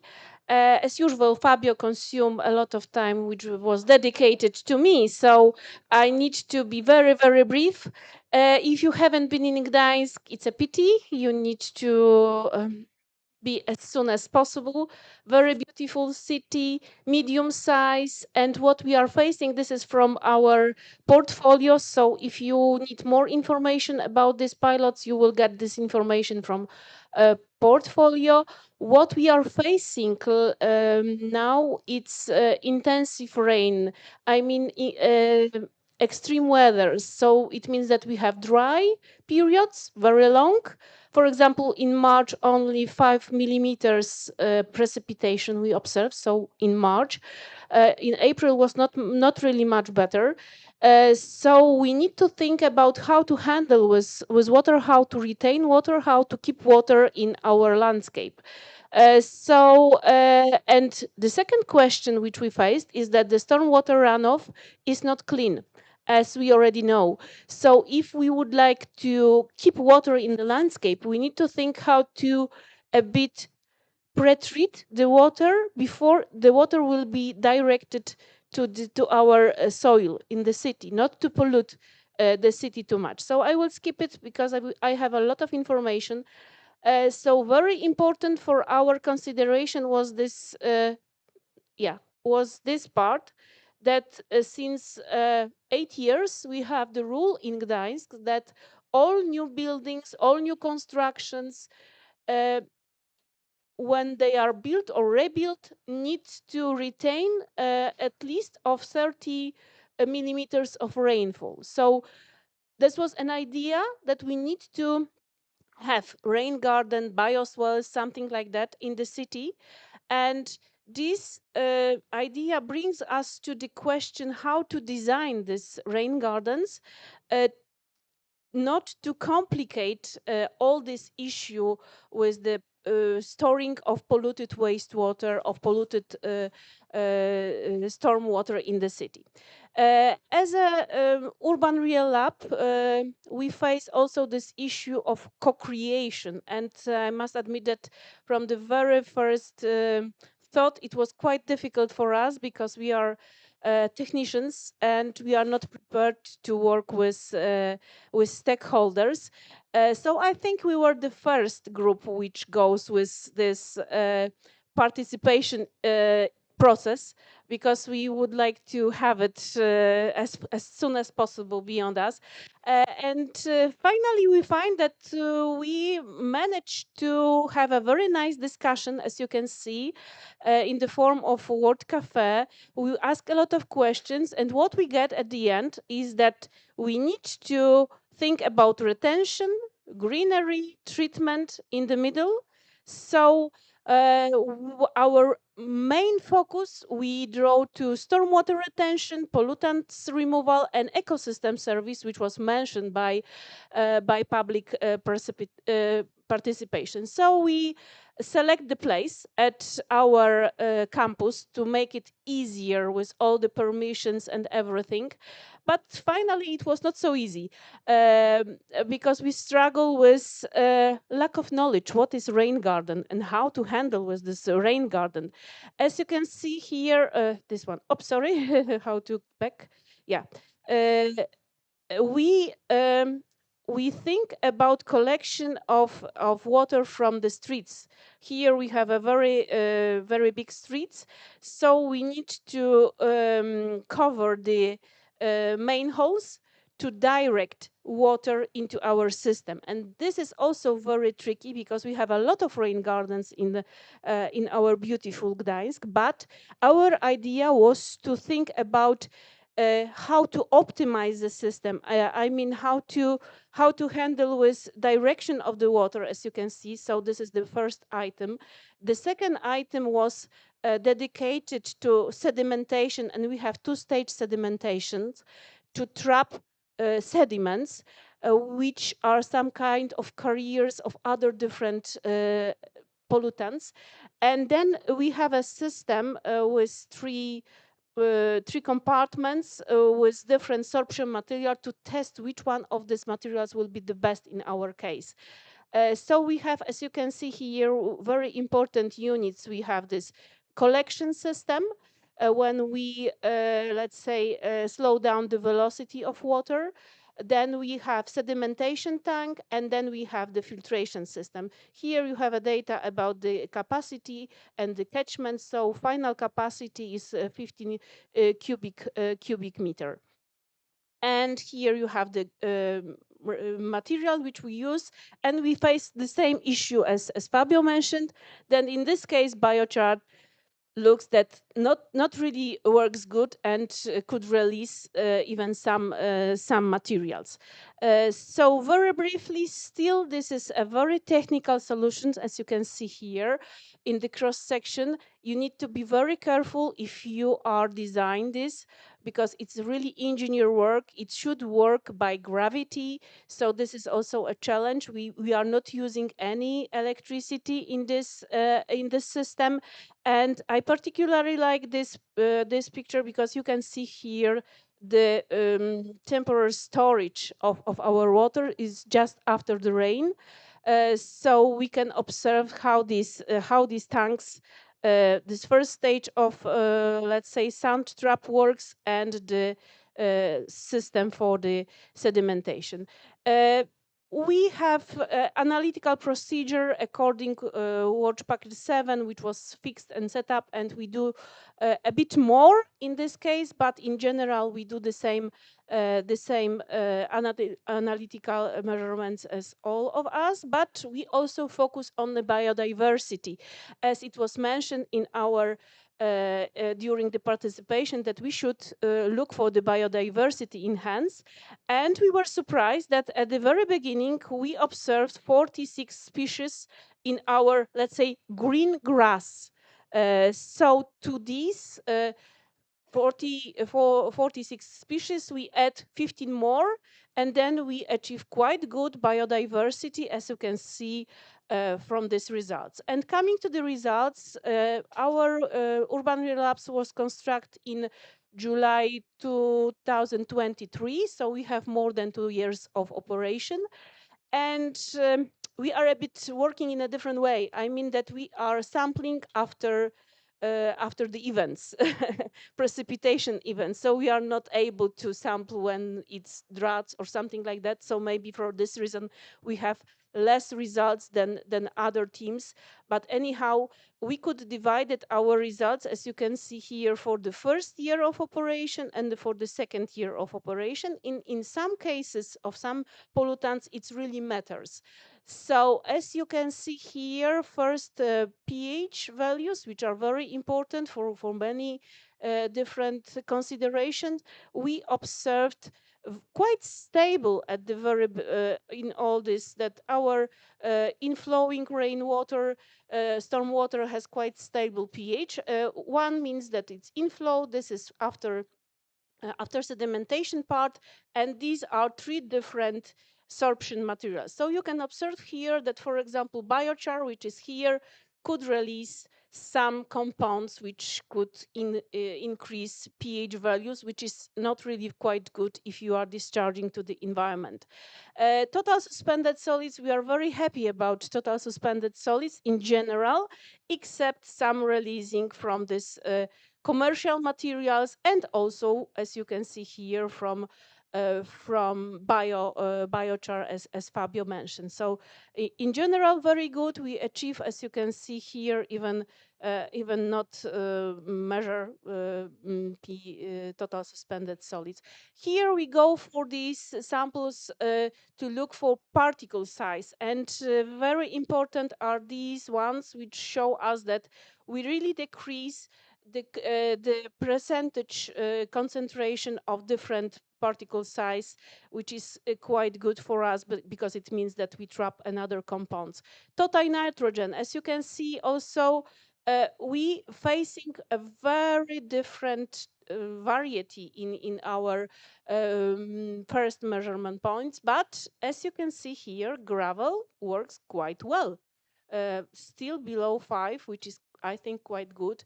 A bit worse is with this biochar and this commercial material. Similar to total phosphorus, we observed that we have this secondary release of phosphorus, especially during the first phase of our measurements. Instead, seems that regular gravel works quite well, especially in the second period, where we got a lot of phosphorus from the catchment, and here we have the response of the system, which is quite good. So COD values very similar, very good. Again, simple gravel, I would say, simple gravel after 1 year of exploitation, after mature, looks quite good as far as COD removal. We also look for PFASs because we have Grażyna on board. And as you can see, even in these 2 years, we could observe different values in the inflow. Yeah. And again, here we have the gravel, which is quite good. In the second year, the commercial materials seems to be a bit better in case of efficiency removal, or at least in some kind of processing. Selected PFASs, as you can see here, and coli and other bacteria. So please look for those data and these parameters. So similar to this what Fabio mentioned, but probably in the entrance we have a higher values because we face that we have a lot of Escherichia coli and enterococci. As you can see, it was a bit surprising for us, these values. And coming to the very end, to the message take home. So the systems show quite high variability due to the adaptation period, mainly because of the sorption part. We observe very efficient removal of total suspended solids, mainly through the sedimentation. And as you can see on this part, we have this part is most reliable stage of the treatment, especially for the total suspended solids and all these compounds which could be goes together with suspended solids. Nutrient removal was a bit unstable, but we were thinking in this conclusion, we were thinking about mainly the secondary phosphorus release, especially from biochar, because as you notice, total nitrogen was removed quite well. We also observed that limited removal of dissolved pollutants like chlorides, sulfates, and PFASs.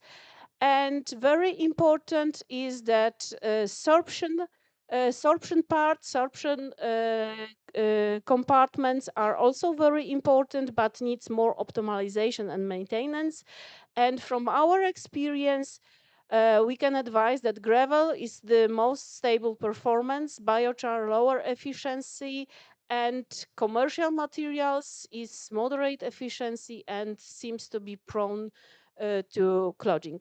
At this stage, I would like to say thank you to all of you. It was our pleasure to work with you, with all the teams. So that's why we bring some sweets from Poland, from the Baltic Sea.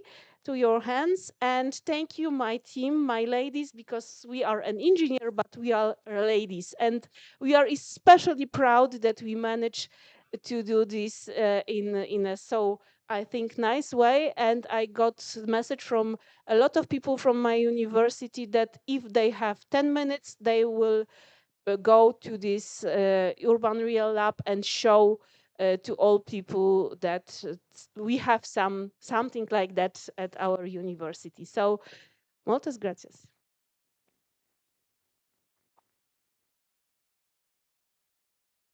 Thank you, Magdalena, for the presentation and for the sweets. So now we have the presentation of some pilots in Spain. And if these pilots are belong to Aqualia.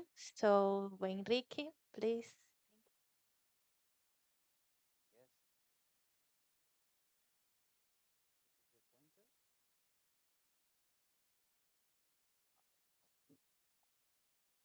So, well, hello. So I will try to be very brief because time is very constraining right now. So I will present two of the pilots that Quali has been developing during the NICE project. So to begin with, well, I'm trying to combine both of the sites in just one slide. So I'm going to begin with the pilot in Talavera la Reina. So a bit of the context of Talavera la Reina. It is a mid-sized city located in central Spain. It sits at the bank of the Tagus River, and it has more like a continental Mediterranean climate with very, very hot summers, going most of the times in August above 40 degrees Celsius, and with very dry winters that roughly go below 10, below 10.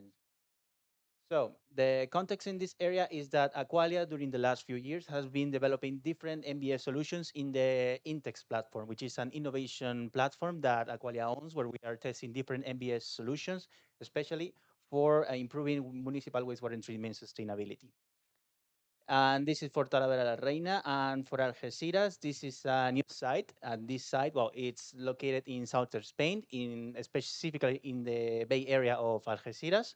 It has more of a Mediterranean climate with all the cliches that you can think of. It has a very warm summer and very rainy and mild winters. And in this area, Aqualia has been interested in developing an MBS solution because in the city there is a project that wants to integrate or wants to, what we can say, regenerate an area, the Bay Area of Algeciras, which is very gray. And right now we are trying to introduce different green technologies or green solutions to revitalize the city. So having said this, briefly how our pilots work. Now for the Talavera Reina side, we have been constructing different type of constructed wetlands. We have a commercial solution called the Biofiltre, which is developed by our partners in Ecuador, which eventually is a unsaturated, saturated vertical flow wetland, which basically works as, well, as a vertical wetland. Inflow wastewater enters from the top and it goes all the way down to a saturated area where it performs nitrification in the non-saturated aerated area and denitrification in the water saturated area. And it has a recirculation system at the top also to improve the removal efficiency. And from the side of Aqualia, we have been testing two different technologies, one being a force bed aeration system that integrates a fan and a recirculation system to improve not only the aeration of the constructed wetland, but also to improve the nitrification, denitrification, and the organic removal. And we have also tested a bioelectroconductive wetland, which integrates, aside from sand and gravel, bioelectroconductive material that will help us even to increase the nitrogen removal. Well, it is expected that it does that.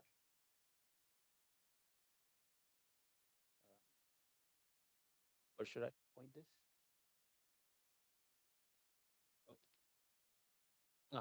Okay. Now, for the Algeciras side, then we have also a multi-stage constructed wetland that is aim to treat greywater and stormwater coming from a nearby school and well, stormwater basically, and it's multi-state because it has two filtering areas, one being for the greywater filter and another for the stormwater, and it virtually it just feds vertically and it's all collected in the bottom area and it's then redirected to an ornamental filter that is located in the same constructed wetland. Now, regarding the sampling for all of the site, we have been measuring not only physical parameters like, oops, I pressed the wrong button. Okay, so we have been measuring for the different pilots, not only the inlet, but also, well, the outlet of the different pilots. We have been monitoring not only physical parameters, but also organic matter in the form of COD, phosphorus, different type of nitrogen species, emerging contaminants, heavy metals, especially for the stormwater in the Algeciras pilot, and also pathogens. This sampling was done during the startup or during the startup every week, and then generally sampling was performed every 2 weeks. Now, presenting a bit of the overview of the results for the Talavera de la Reina site. Overall, we have been achieving approximate results that are in line with the KPIs, at least for most of the pilots for the biofiltering wet fan and wet fan BE. We observed that we obtain a substantial decrease in the solids concentration. For the ammonia nitrogen, we have also observed that we have sustained a very low concentration of ammonia nitrogen. Some removal of pathogens was also observed, and this is mostly, even though we didn't integrate a disinfection system, we observed that this removal occurs mostly because of the particulated matter that sits on top of the wetland. And also, interestingly, we observed that we also had a very high removal of certain emerging contaminants, quite especially acetaminophen and azithromycin, achieving almost 99%, at least in the force-based aeration wetlands. Now, all of these graphs is just to present that most of our results were consistent during different higher loads or campaigns, especially for the solids. We observed that during the summer months where we observe peaks of solids, we consistently obtain very low effluent results in all of the different pilots, with the force-based aeration wet fan and wet fan B pilots achieving the lowest concentration. For COD as well, most of the concentrations stay consistently low, even when the COD parameters were expected to increase. We see even a lot of increases, especially during the summer months.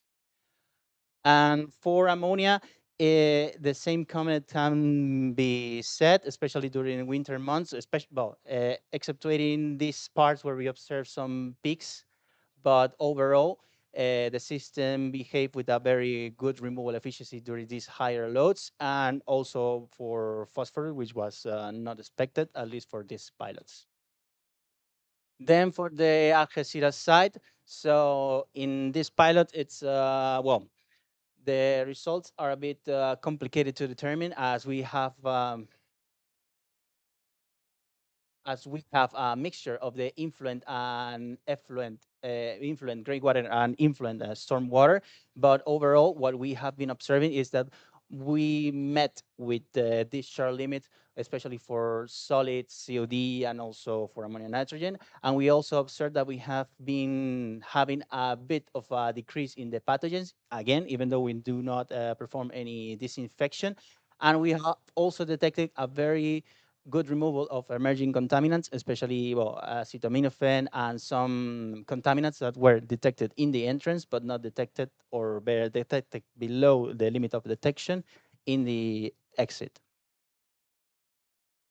For heavy metals, sadly, we did not observe a lot of concentration. Most of the tested heavy metals were below 1 nanogram per liter. So determining if the pilots can or cannot especially remove these parameters is hard to tell. But overall, what we have been observing is that the mean concentration is lower, in spite of being, well, below.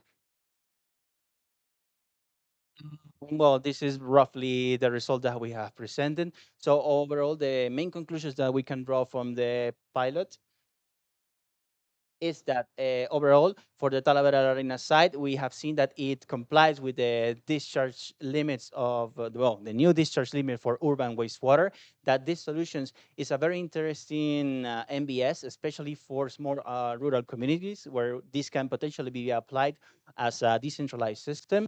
And some extra benefits that we have been observing, that even if the new requirements do not require very small communities to remove nutrients, we have been observing removal of nitrogen especially, and as well as emerging contaminants and pathogens, which led us to believe that if this technology could be combined with a disinfection unit, we can have waste water for reuse quality.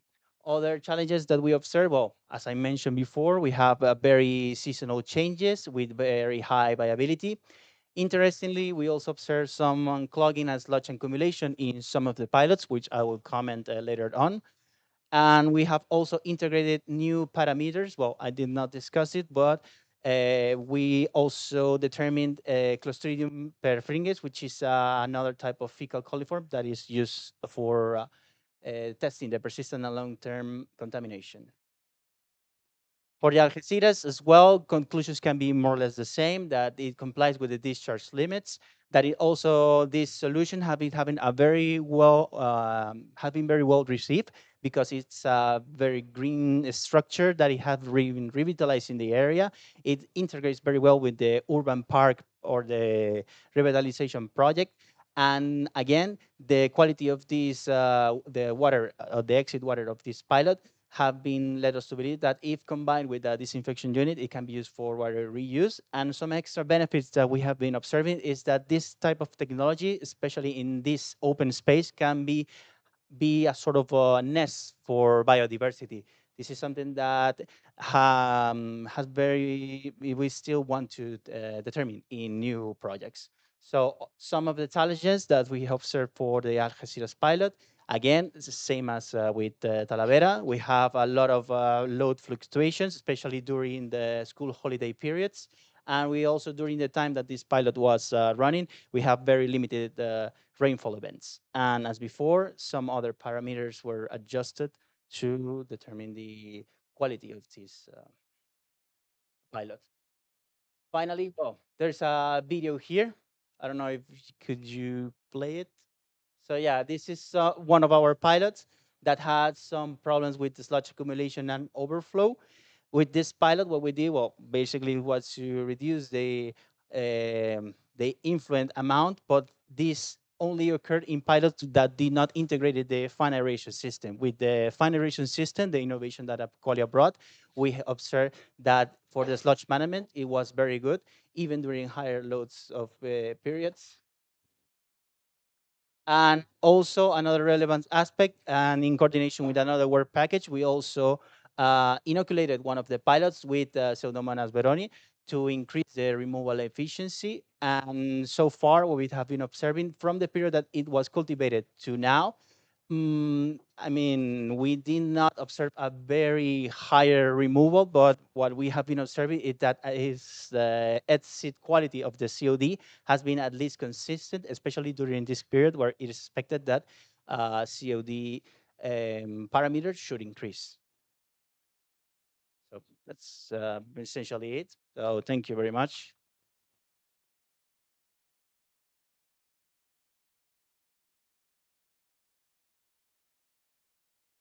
Thank you, Enrique, for the presentation. So now we'll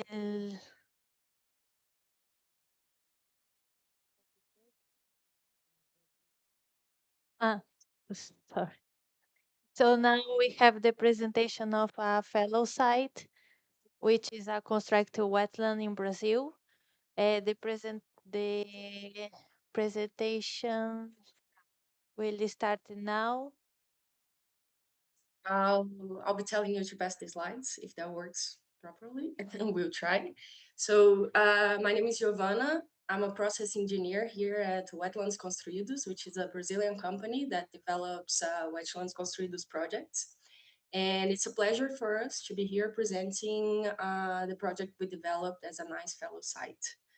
So I'll try to be brief as well, but I'll present you what we developed here these last few months. So just to give you a brief context of Brazilian sanitation scenario, so only half of the population here in Brazil has access to adequate sanitation services. However, we have a legislation going on right now that says that until 2033, we have to achieve 90% of coverage in sanitation services in the country. So we have a long way to go and not enough time to develop this. So almost the most part of the wastewater treatment plants we have in Brazil, they are located in large urban centers. However, the majority of municipalities in the country have less than 20,000 inhabitants. And these municipalities, they don't have a wastewater treatment plant. So in this context, we see constructed wetlands as a great solution, which makes it, which provides it a strong application potential in these municipalities, and also because they are nature-based solutions, which is very aligned with what we want for the future, but also because it has low operational and maintenance costs. And this is very adapted to the reality we have here. And however, we are not implementing constructed wetlands everywhere in Brazil, basically due to, well, among other cultural aspects, basically due to capex financing, because here we make decisions in, I mean, basically everywhere, but here in Brazil, we only think about implementing infrastructure by the implementing costs. So we don't see the whole scenario, the whole horizon, considering the operation. And this is why constructed wetlands sometimes they lose the fight to conventional technologies in Brazil, as they are extensive solutions that require quite a lot of surface area. Therefore, innovations like the one we tested in this project that aim at reducing footprint while still delivering the required treatment efficiencies, they will support the spreading of constructed wetlands in Brazilian context, and I mean in other developing countries' context as well. So in this scenario, we developed this project that is called Enhancing Unsaturated Vertical Flow Constructed Wetlands with Forced Aeration. And our goal was to improve volumetric efficiency and also the technology's market competitiveness. And to develop this project, we used our modular system, which is the one you see here in the picture. It is a constructed wetland housed in a shipping container. It comprises two beds, so it has a division in the middle of the container, and we can operate them separately. However, in this project, we actually operated it as a single bed. So we did a 3.5 days feeding and a 3.5 days resting period in the whole system to operate it as a single bed. And also, we already had this modular system because we use it not only as a researching platform in the company, but it is also a showcase because we are one of the only companies in Brazil that develops projects of constructed wetlands.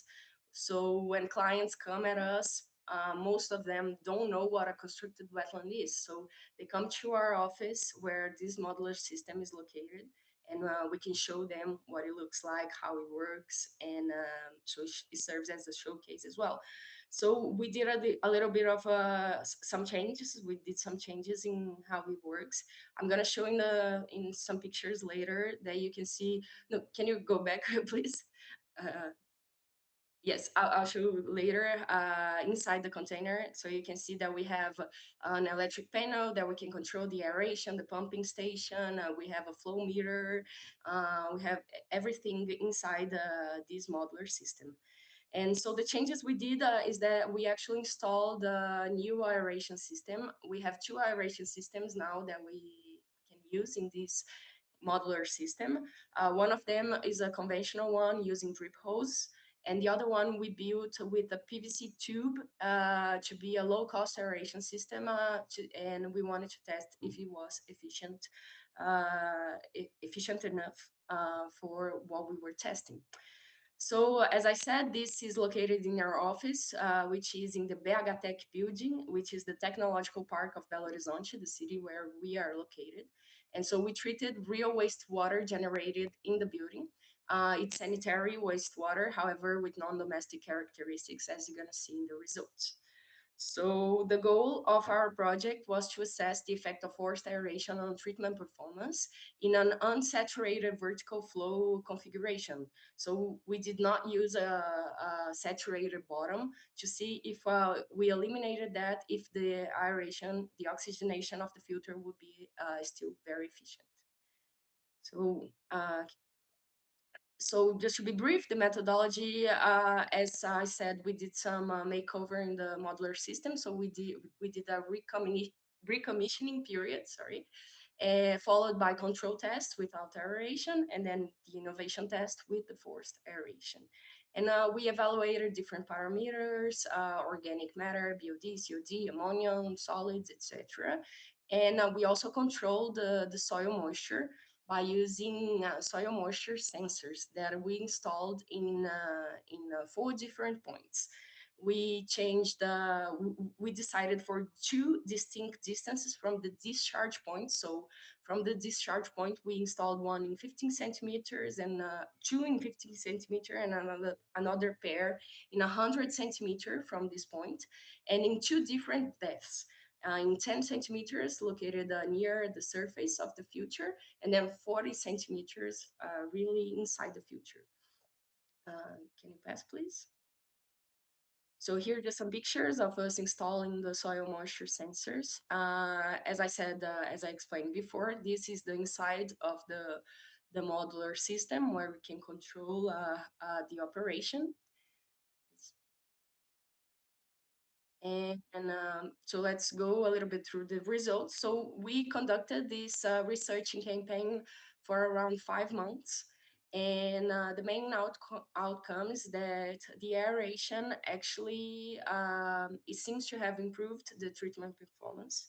And it enabled the effluent to comply with the local legislation limits for COD, BOD, oils and greases, and total solids, which are the parameters, the ones that we control, that we monitored during our campaign, and that are actually in the legislation.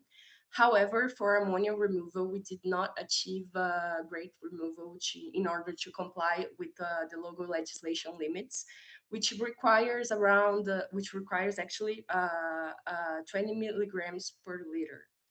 However, as I said before, the wastewater we were treating in the system, it is a sanitary wastewater, but with non-domestic characteristics. So we had influent with high nitrogen concentrations, which demanded also elevated nitrification efficiencies. And the configuration we tested did not prove to be enough to remove ammonia in this context. As for soil moisture, the sensors were great tools for monitoring the operation and the evolution of the system. As we saw, I'm going to show in the results a little bit. As we saw, we could see with the results from the soil moisture sensors how the system evolved over the months. I'm going to explain a little bit better later, so let's keep going.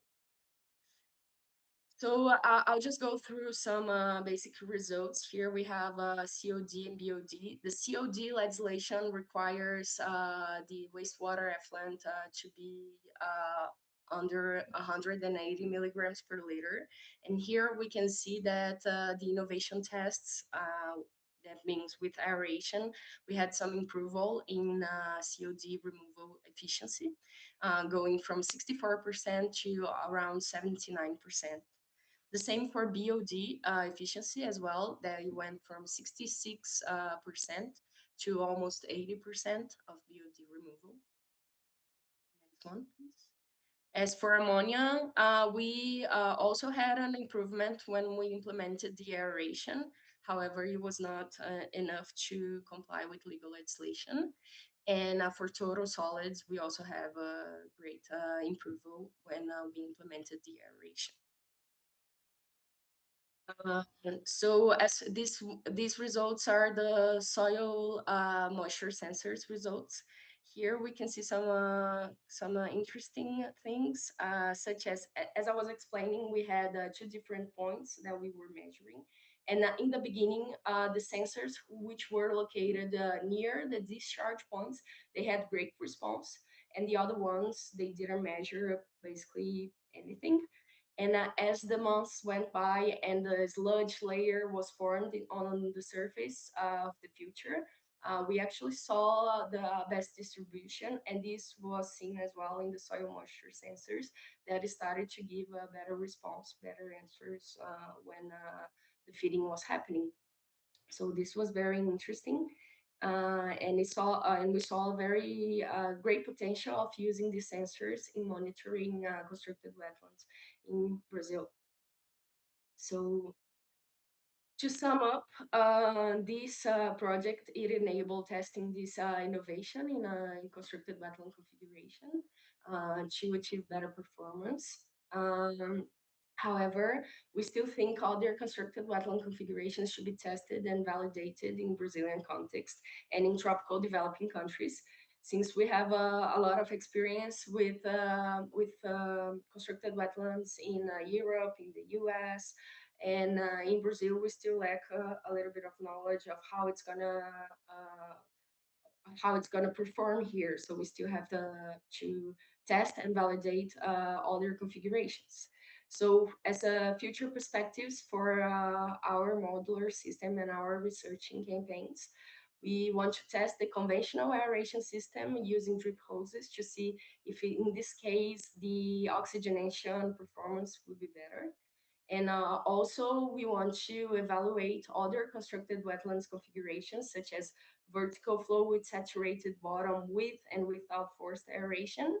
And also, we want to test the combination of conventional wastewater treatment process with constructed wetland systems, which will also enable to reduce footprint while still delivering high treatment performances.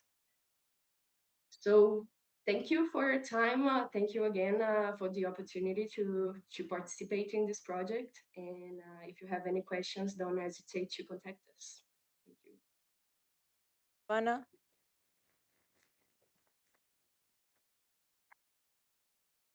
So we're a bit late. So we have now the coffee break. As the coffee break is at the end of this room, we can approve about 10, 15 minutes. I think it's enough, if not to delay the things more time. So thank you.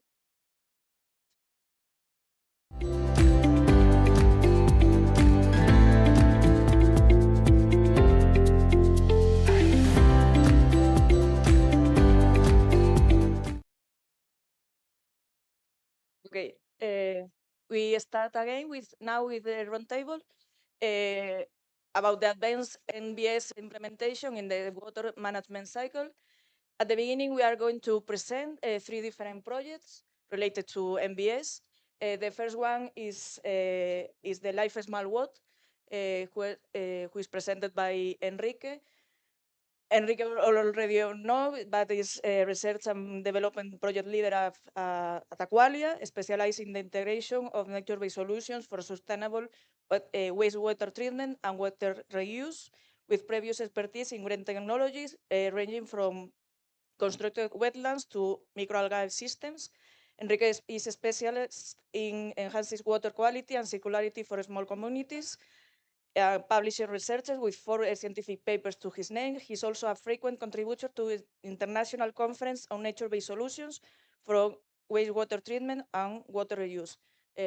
He's going to present the Life Small Water.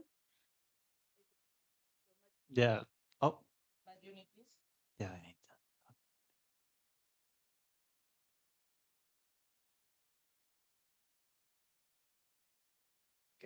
Hopefully it works now. Okay, so hello. Well, I will be presenting the Life of Small Watt project. It's a new project that Aqualia is leading in partnership with well, other universities and research centers. So basically, the project it's about modular wetlands for water regeneration and nutrient recovery in small populations. To talk very briefly about the project, so the main motivation is that we have done a brief screening of the status of wastewater treatment, not only in Spain, but overall in Europe. And we have detected that over 300,000 agglomerations are, well, considered small agglomeration, meaning that they have less than 2,000 PE. This means that these smaller agglomerations are not only poorly served, as most of them often lack appropriate or even a wastewater treatment system at all, but they are also a very important sort of contamination, especially for, well, common contaminants like BOD, nitrogen, and phosphorus. And we have detected that this problem occurs not only in Spain, where about 70% of the population live in scattered populations, where approximately about 1 million people have very poor conditions of the treatment of wastewater. But it also occurs in neighboring countries like Portugal, where it has been detected that about 1 million PE, mostly in these small agglomerations, do not apply any type of treatment, especially biological treatment, and also in France, where about almost half a PE people or PE do not apply any biological treatment at all. This is very concerning because in the last, oops, no, no, it does not go. Okay, okay. So I was mentioning, this is very concerning because the last time the European Commission did a study, they determined that a new directive should be carried out to improve not only the collection but also the treatment and discharge, especially of urban wastewater treatment, especially in these small agglomerations, where it is aimed that urban wastewater should at least go as secondary treatment to decrease the pollution in the surface water streams. Overall, this should be achieved in about, well, by 2035. And overall, the main limitation or the main challenge is that these small populations now do have these charge requirements, especially for BOD or COD or organic carbon, but also of suspended solids. As I mentioned before, the main challenge is that these small and scattered communities, which as we can see, it's very common, especially in countries like Spain, Portugal, even in Denmark, are very scattered and have this problem. And using the conventional or the intensive secondary treatments relies on a very key aspect that is the centralization. This means that centralization or conventional wastewater treatment or gray infrastructure, however you want to call it, involves the construction or the installation of sewage networks, the pumping station, and sludge management, which overall makes these conventional technologies very expensive to carry out in these small communities. In this context, alternative solution has been underway or are being tested, especially for these target areas. And one of these technologies are nature-based solutions, or also called extensive technologies, which, well, previously Diane had presented a bit of a definition of what these MBS are, but virtually these MBS are any solution that is inspired and is supported by nature to achieve especially wastewater treatment. So in view of this, and in view of the main problems that these intensive technologies have in these small communities where there are high operational costs, high investment costs, and very complexity, these intensive automation technologies are abandoned or never commissioned. And with extensive technologies, one of the problems that we have been observing is that they are mostly undersized, are very limited operationally, and sometimes they lack maintenance in this small population, which again, they are abandoned or covered by vegetation species. So for the small watt project, what we want to develop or we want to continue is with the intensification of of extensive technologies. This means that we want to develop tailored technologies that are sustainable and economically affordable for these small populations that require lower surface requirements, that require less energy and less operational costs, that can remove also nitrogen and phosphorus, which are an important source of nutrients, and also to overall improve pathogen removal and decrease water scarcity in these populations. So overall, taken together, the objective of the Life of Small World project is to develop innovative, versatile, and resilient wastewater treatment solutions, especially based in 3 different technologies, which are advanced constructed wetlands, filtration units, and UVC-led system. All of this is to treat and recover resources in these small populations, and then test these technologies in different climatic conditions and that are also adaptable to local contexts and needs.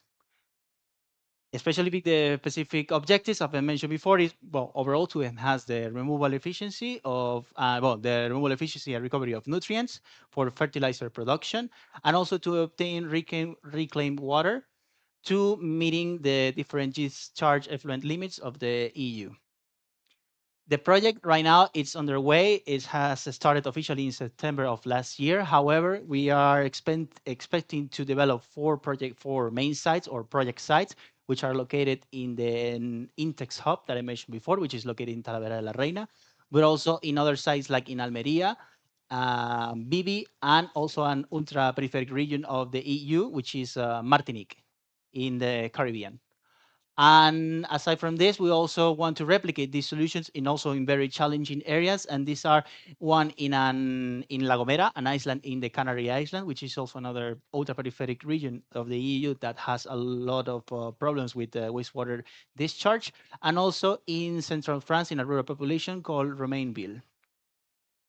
Overall, the expected results is to achieve, as I mentioned before, achieve different type of water for discharge quality, not only, water for discharge, but also treated water with nutrients or reclaimed water for reuse, but also to recover nutrients like nitrogen and phosphorus to produce fertilizers, and overall achieve total volume of treated wastewater of almost 350,000 cubic meters by the end of the project.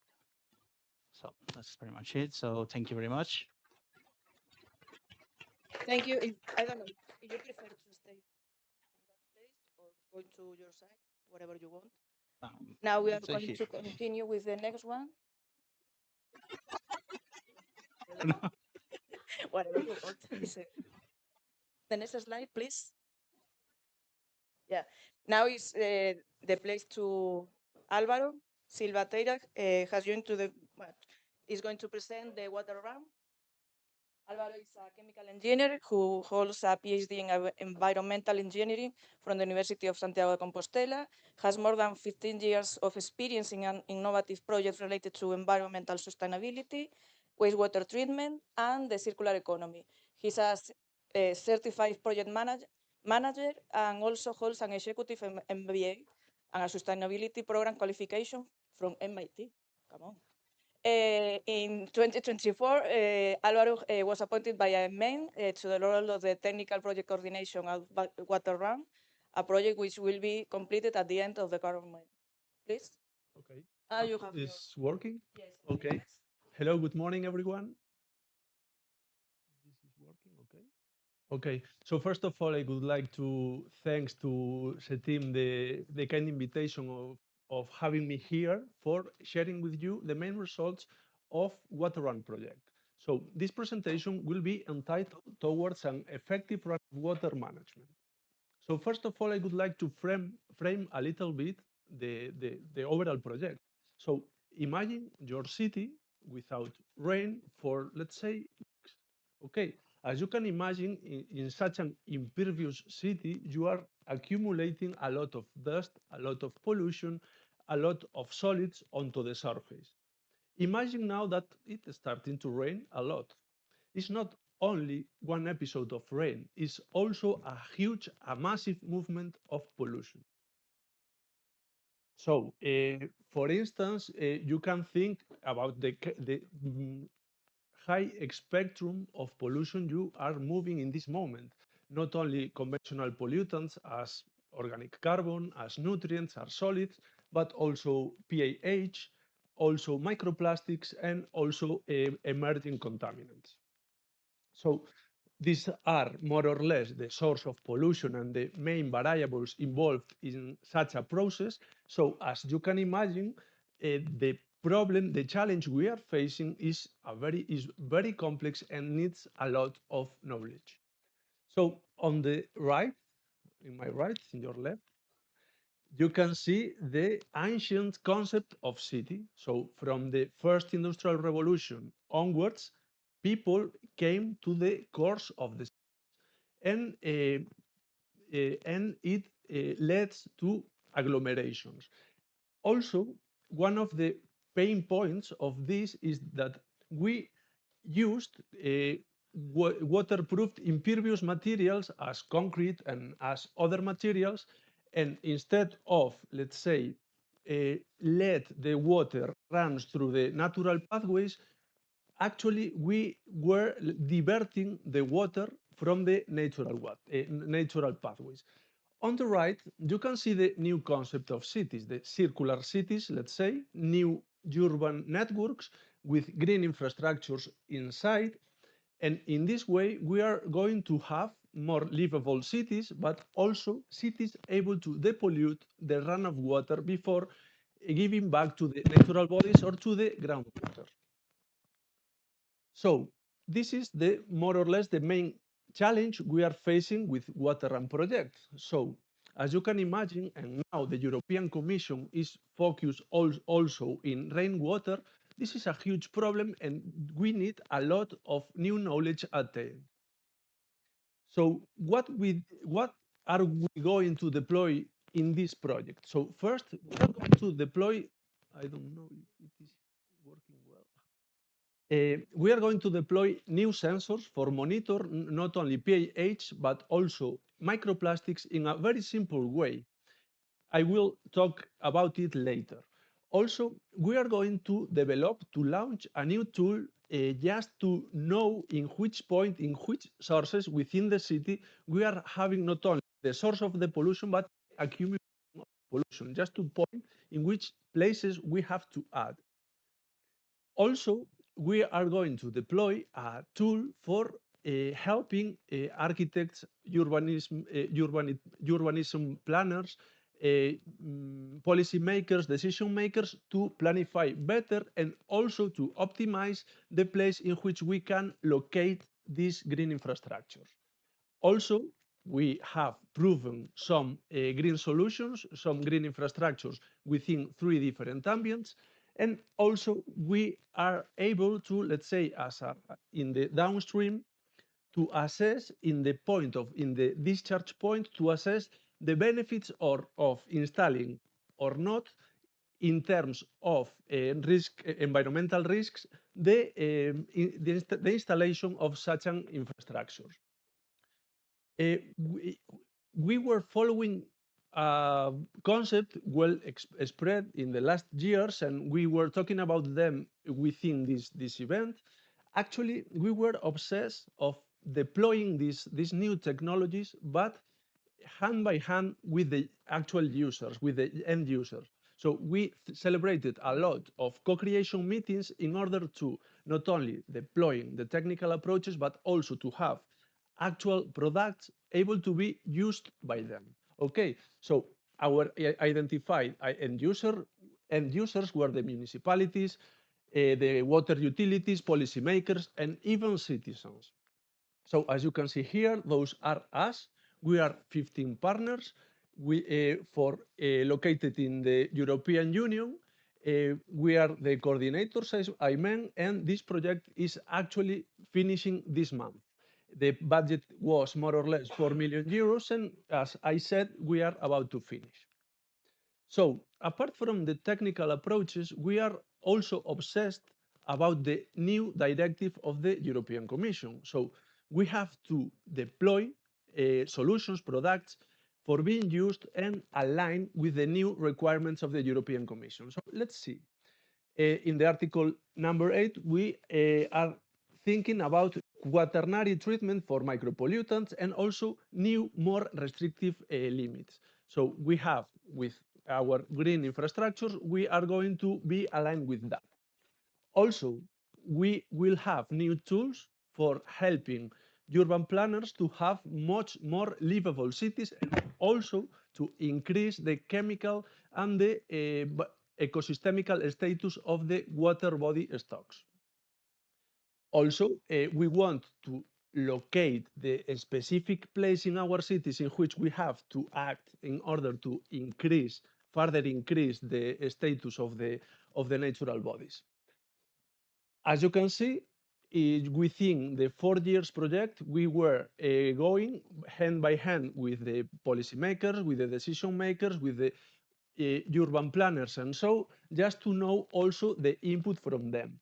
Actually, the last framed meeting will be next week in Santiago de Compostela in Spain.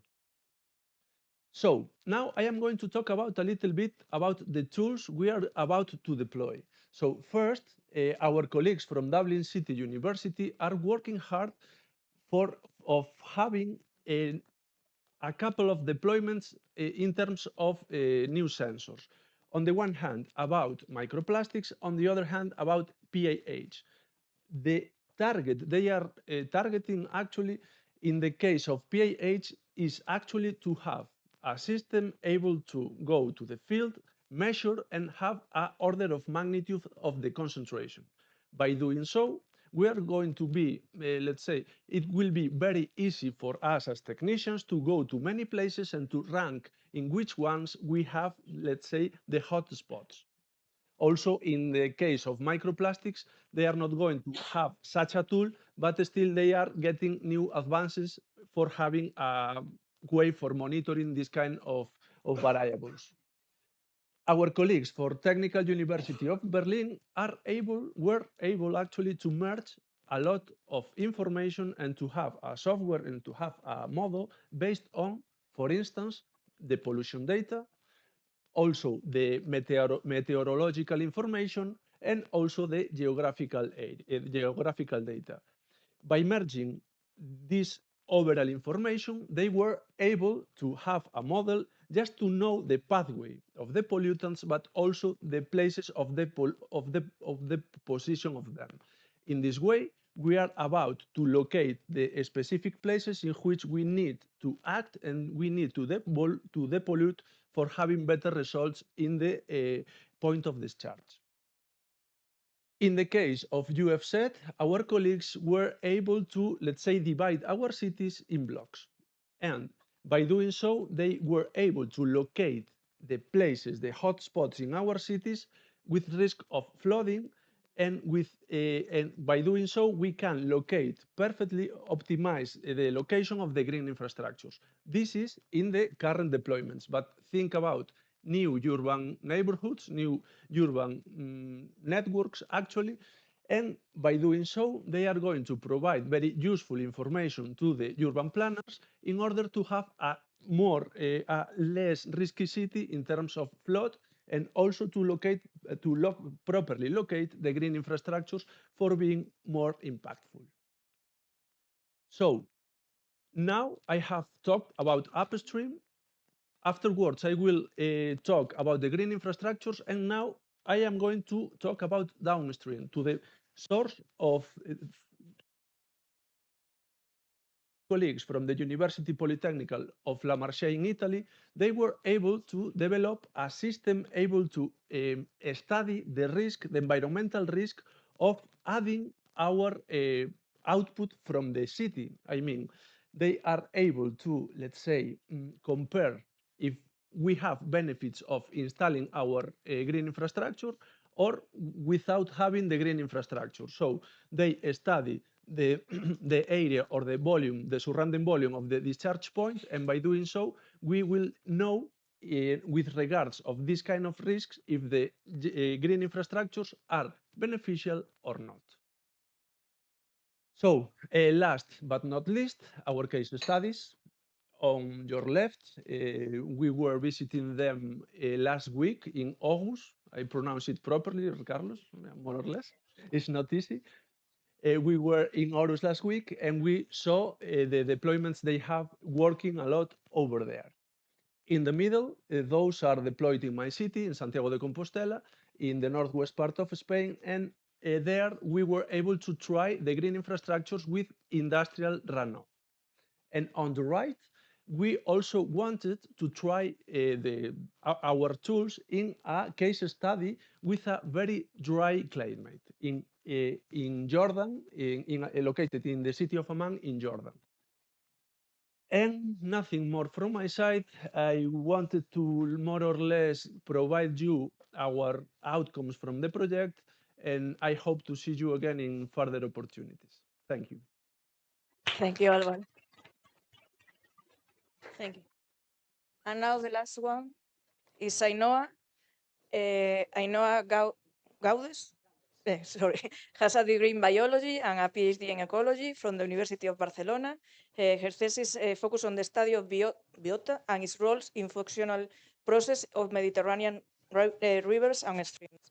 She is currently working as principal investigator at Leitat in the Circular Economy Department, and her mission is to develop and coordinate projects related to MBS and ecosystem resilience in the Environmental Technologies Group. Thank you. I don't know if it's working properly. Yeah? Okay. So, well, first of all, I would like to thank the organizers for inviting us, the Water Grid project. I will talk on behalf of our project coordination, Lawrence, and the West Country River Trust team.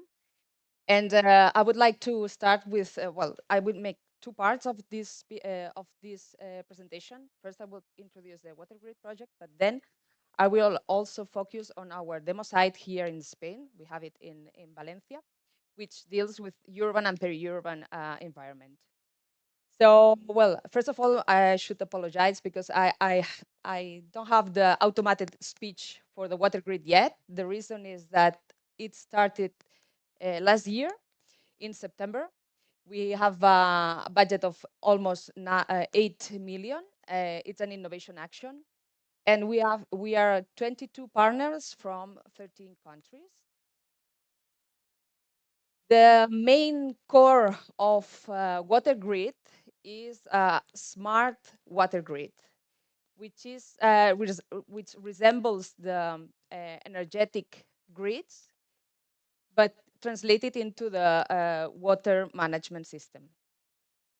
So we want to have different units working at the catchment scale level. And we have different natural-based solutions, which could be classified into passive, like floodplains and water storage and infiltration systems to the aquifer, and more active natural-based solutions, which would mean, for instance, constructed wetlands, managed ponds, and other systems in which reclaimed water can be stored and reused. This means that we have specially distributed units of natural-based solutions, but they are ideologically connected and monitored through a decision support system.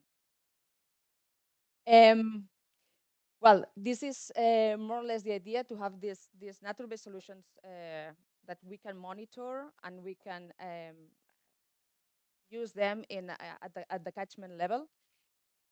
Because the main idea, or at least the objectives, are to slow down the water. I mean, when we have a flooding event, for instance, we can slow down the water and move it and store it and let it improve in terms of pollutions, to settle down some of the pollutants, some of the solids, and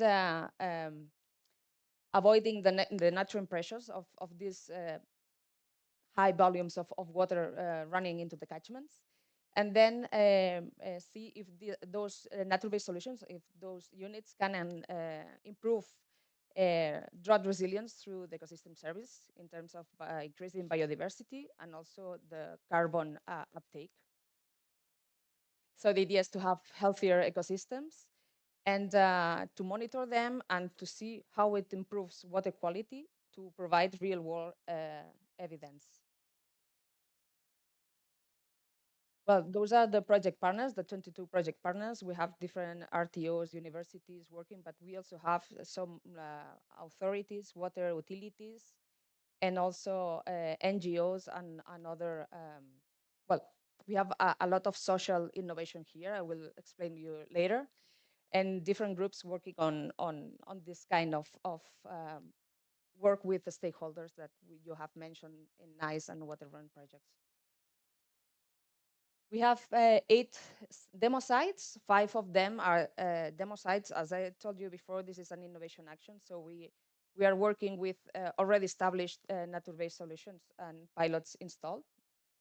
And we have these 5 demo sites in different climatic regions and at different catchment levels. We have macro catchment and micro catchments.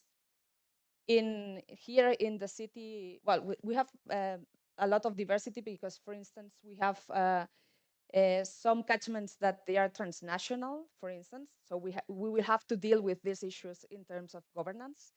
And for instance, in the city of Valencia, we have a climatic constraint. We are very, we suffer of water scarcity. So one of the main issues at the beginning when we were preparing the proposal was, okay, from the north of Europe, you have this issue that you have constant flooding. So you have high discharge during winter, for instance, or spring. You can divert part of this water into lands nearby the river, and you can use it maybe in summer, but this will not work for Mediterranean systems because evaporation is so high in summer that we won't have this water. So it came up the need to use alternative water resources in our case. So that's why in the demo site of Valencia, we are using runoff and reclaimed water, which also made us explode the heads of people from the Northern Europe because they are not used to reuse water for different uses.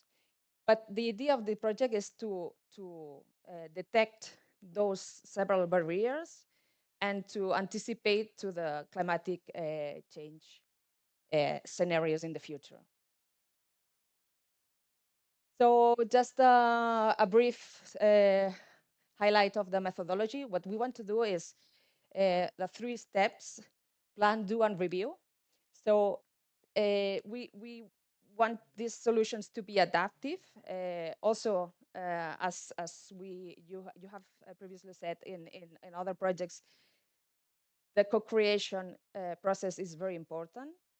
In that case, we collected data from the 8 pilot sites. We monitored and we made models, but then we tried to identify the typical barriers to implement those green infrastructures and to develop different logging profiles for each site, and then work on that through workshops with the stakeholders.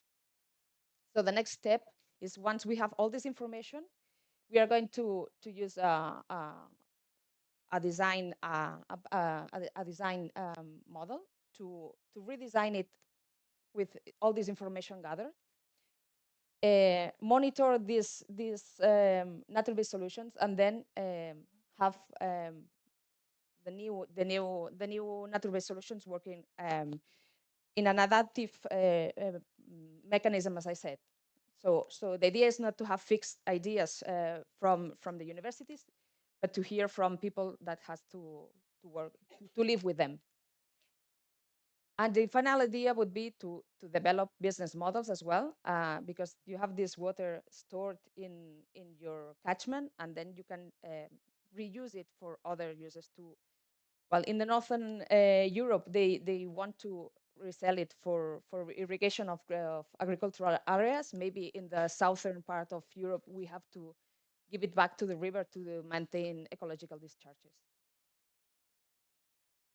This platform is also working with different already made models. We have hydrologies for the hydrological part of the catchment, and we also have other models for the land uses to decide which would be the better places to put our nature-based solutions, our water grids.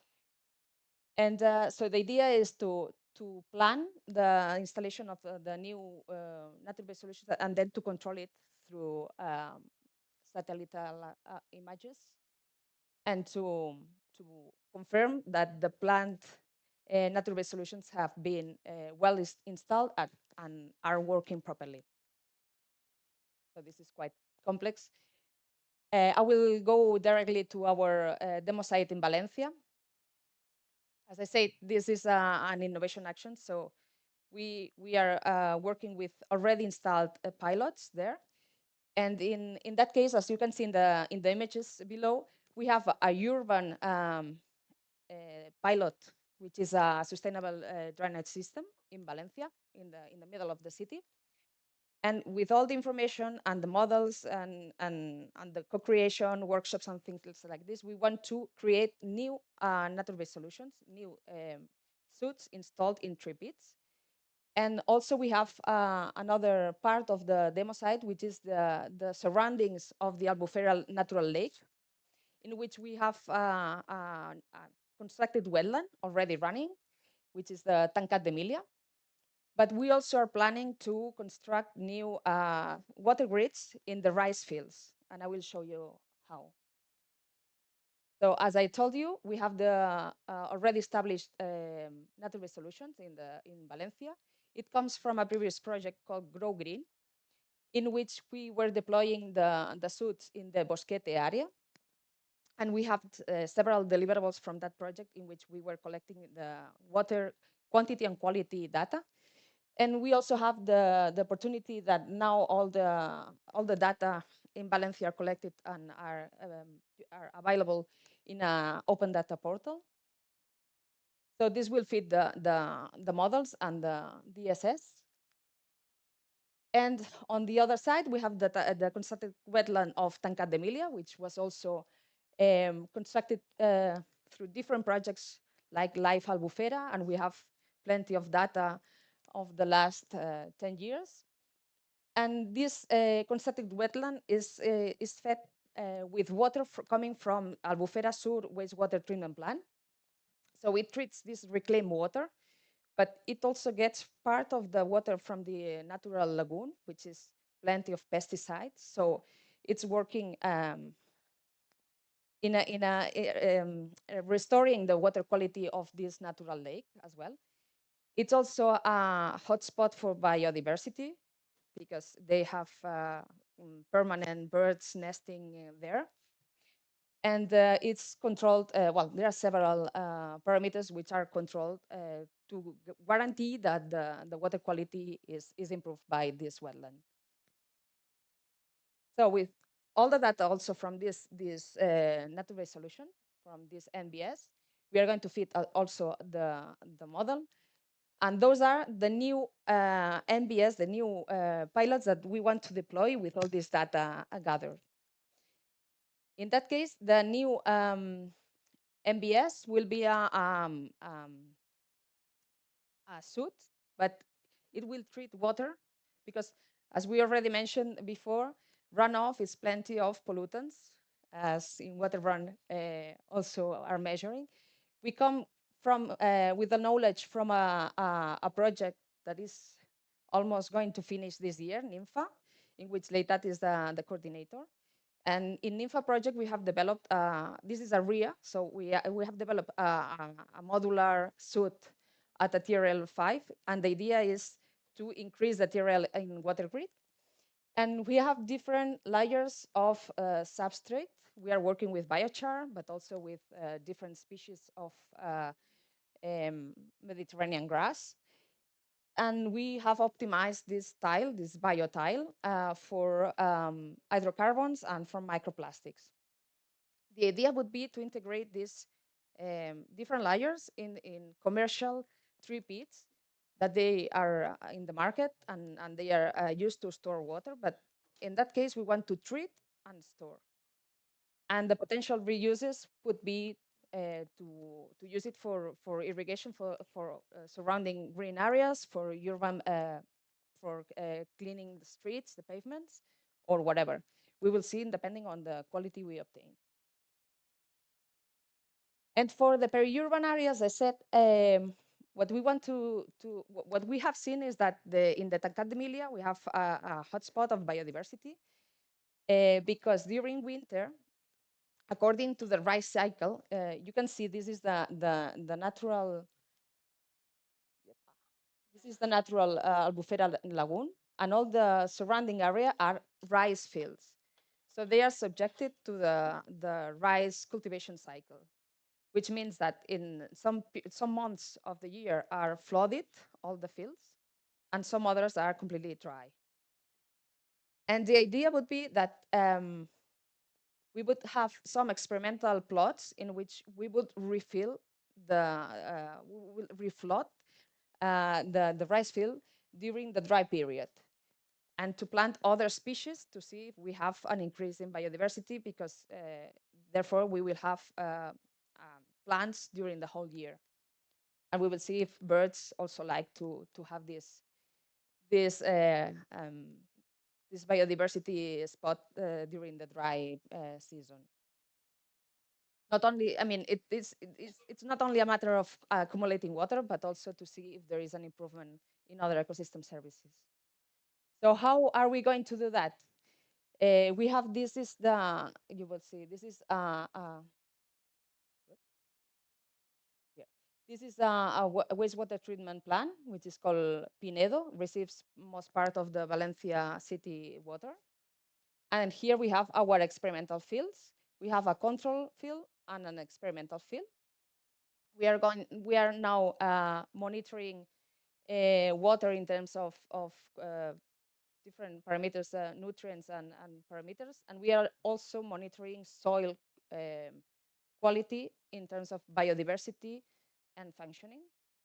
And when we want to see if this experimental plot increases in CO2 sequestration and biodiversity, but not only birds, but also in microbiological soil species.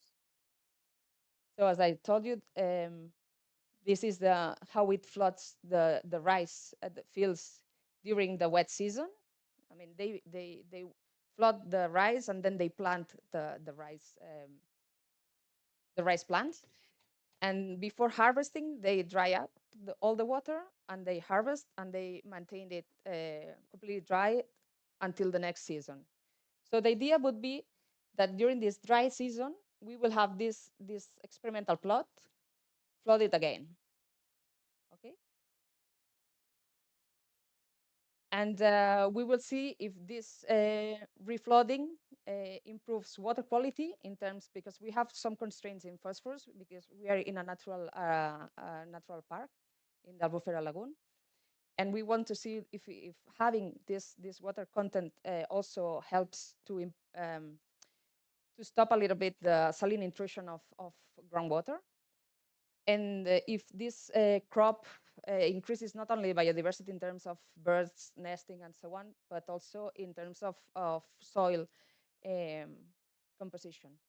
We want to see if we can plant other species during winter.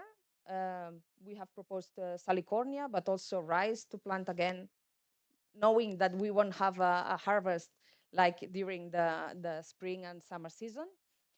And now what we are doing is to sample to create the basal conditions in terms of metataxonomic and metagenomic biodiversity. Also the content of organic matter, to see if there is an increase in CO2 assimilation. And we are setting up some of the protocols, and just starting, but just to conclude this presentation, what we want to demonstrate with WaterGrid is that that MBS can be engineered, modeled, monitored, and we can govern them as infrastructures. So they can be connected, and we can use them to have this this increase through drought resilience.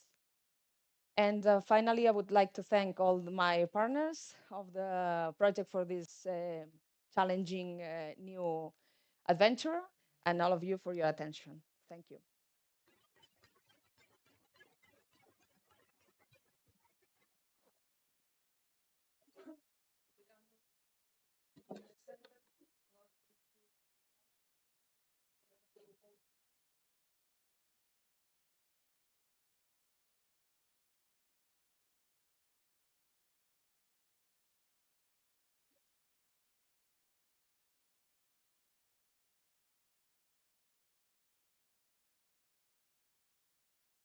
So firstly, thank you for the presentations. Are very interesting, the projects.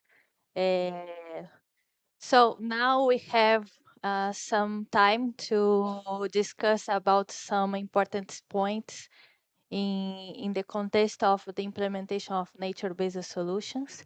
I saw a lot of similar challenges and similar works and activities between the NICE project and your projects, which means that it's very interesting to show and to see presentations like this, just to know that we can have synergies between some projects, and also to detect that we have the same goal, which is implement things, nature-based solutions, to have more benefits and to make the cities more green, or, well, to have more sustainable alternatives for water management and treatment. So, considering, well, another thing that I saw between the projects, that we even more we are using digital tools. I think that is impossible nowadays to implement every solution, biotechnological solution, without without or missing the integration of these digital tools. But sometimes it's challenging because, for example, I know a lot about nature-based solutions and the biological mechanisms and chemical mechanisms, and sometimes we need more information how to integrate these digital tools to, or EI or something like that. So my first question that I think we could discuss here, in terms of advancing nature-based solutions and technological nature-based solutions, um, how how is important to integrate digital tools, how to integrate it, and do you think that this can improve the application, the interesting application of these solutions today, could be making more visible this kind of solutions? And for example, in the case of sensors, maybe could be, well, uh, could be a tool to attend more the importance of this. Well, maybe well, I will I will give you to give me more feedback about it. We have the we have. Yes, sorry. I don't know if it's working. Yeah, I don't. Do you want? Yeah, I can start. Okay.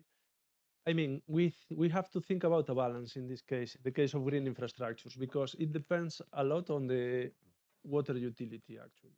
Because green infrastructures, one of the benefits of them are they don't need a lot of care, so they work themselves. But if you put a lot of digitalization onto that, we would need much more care.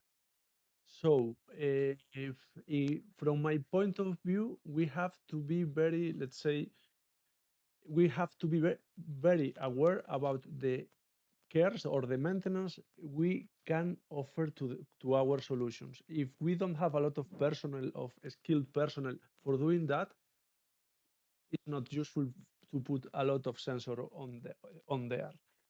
If we have a lot of people, skilled people, for, let's say, calibrating the sensors, taking care of them, check up if it is working properly and the measurements are convenient or not, if you can do that, you can put more. But still, I guess that we have to have this kind of thinking prior to buying them.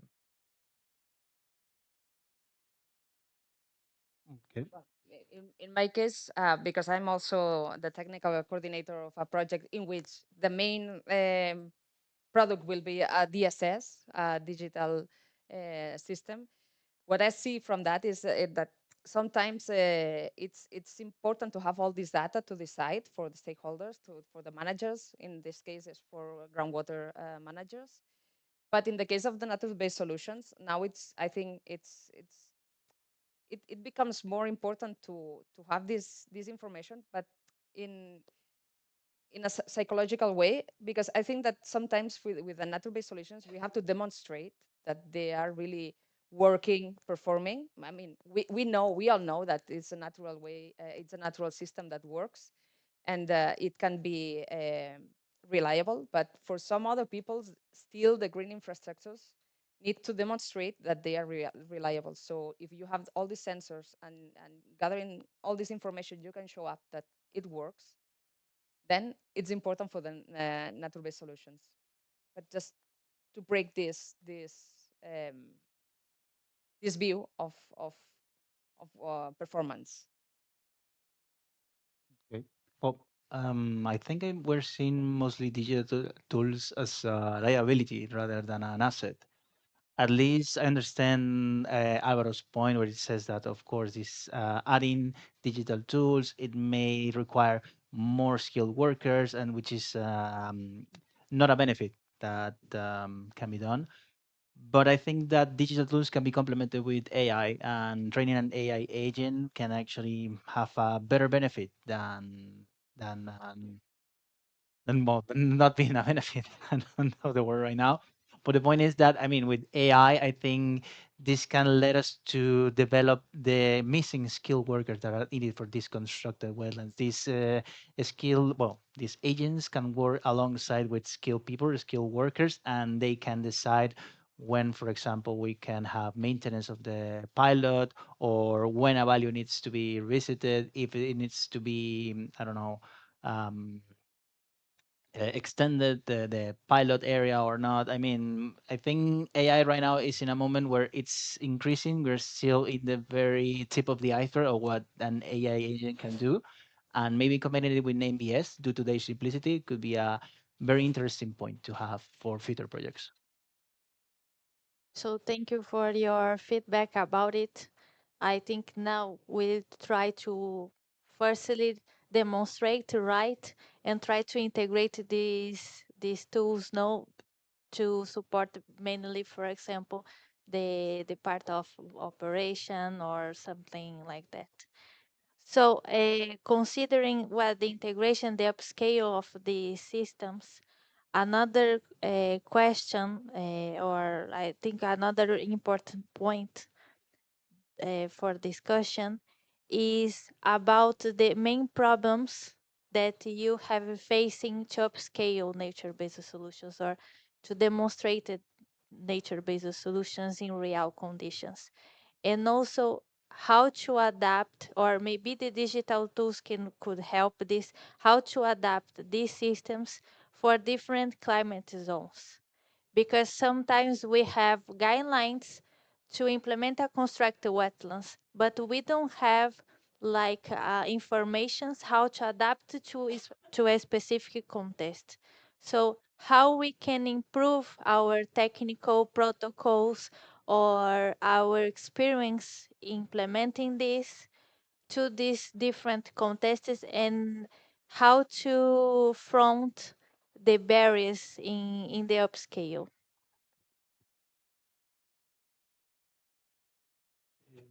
Okay, from my view, one of the main barriers are the municipal authorities in this point, because they are very focused on the wastewater. Yeah, no, I mean, I have to be honest. They are very focused on the wastewater treatment plants. They were fighting a lot for having a proper wastewater treatment plant in the municipality and so on, but they don't think that the rainwater can be such a driver of pollution. So now is our time for convincing them that not only wastewater treatment plants are the focus, but also we need to deploy such a nature-based solution within our cities to, let's say, have a more livable city and to increase the chemical and ecosystemical water stocks in the European Union. I think that also if we can deploy this decision support systems in which we can add nature-based solutions as another unit, like in conventional wastewater treatment plants. And this system can offer different solutions depending on the situations. I mean, if there is a centralized or decentralized, and to create several scenarios thanks to AI or modeling or whatever. So if people can see the different choices and the different benefits, and also it's important in that kind of decision support system, if we can add the social perception of the different solutions. So if we have all this information, then this decision support system will work in favor of the MBS, I think. But we have to gather all this information and put it here and let people decide. But having all these other parts, not only performance, but acceptance and modularity or whatever. Yes, I also agree that DSS can be a very powerful tool to extend the MBS applicability not only to water, I mean, to municipalities, but also we should consider other parameters that could potentially also be used to fund this MBS. What I mean is that for gray infrastructure, for example, they are mostly passive. I mean, you need to have a budget to construct, to operate, and it's all generating losses, economical losses. But for MBSs, we can find maybe financial type of plans or credit scores that can help these municipalities build MBS over great infrastructures. Because, I mean, to tell in a very few words, we can have DSS that says, sure, you can build a great infrastructure that is going to cost you a lot of money to construct and operate, or you can buy an MBS, which, sure, it can cost you money, but it can also work, for example, as a financial instrument for you to fund the construction and the operation, maybe as a biodiversity nest, for example, which is what we are aiming to do in Algeciras. So thank you. I think we don't have a lot of time, but I would like to do, yeah, but I would like to do a last question because I think that is important and I would like to do this. So, well, actually, in your opinion, what is the future direction of nature-based solutions?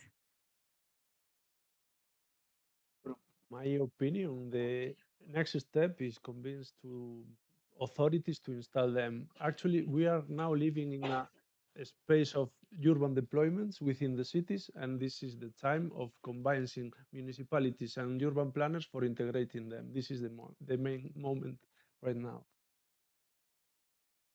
I also think that we have to demonstrate or work with workshops and people, stakeholders, but also neighbors from the cities, for instance, to highlight and show them that nature-based solutions are are working for a more livable cities in which they can obtain other benefits than not only climatic resilience, for instance, or water um, re, reduction of pollutants, but also to make them feel better in their cities because they have green solutions instead of only gray. I mean, I'm not saying that we have to substitute the gray solutions, but maybe combine and include this portfolio of different green solutions, because then cities will become more livable at that point and more resilient to climate change. So I think that if we work in that direction, we have still a way to grow with new installation of pilots of an MBS in cities and other areas as well. From a point of view, and well, in line with the project I just presented, I think that MBS, from a technical aspect, they are going to move towards a more compact, more intensified systems.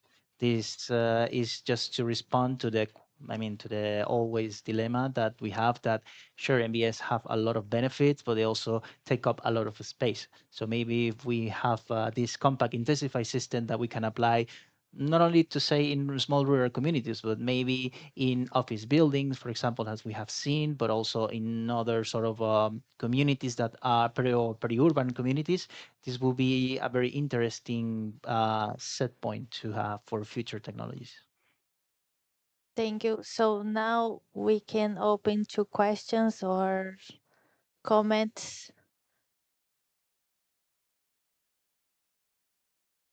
No? Any comments or questions or arguments? No? So thank you so much to show your projects and participate in this discussion. And so now we'll finalize our event of NICE. So thank you more. Thank you for the presence of everybody and to join this meeting. Also for the participation of the presence of the people online. And so thank you. Thank you.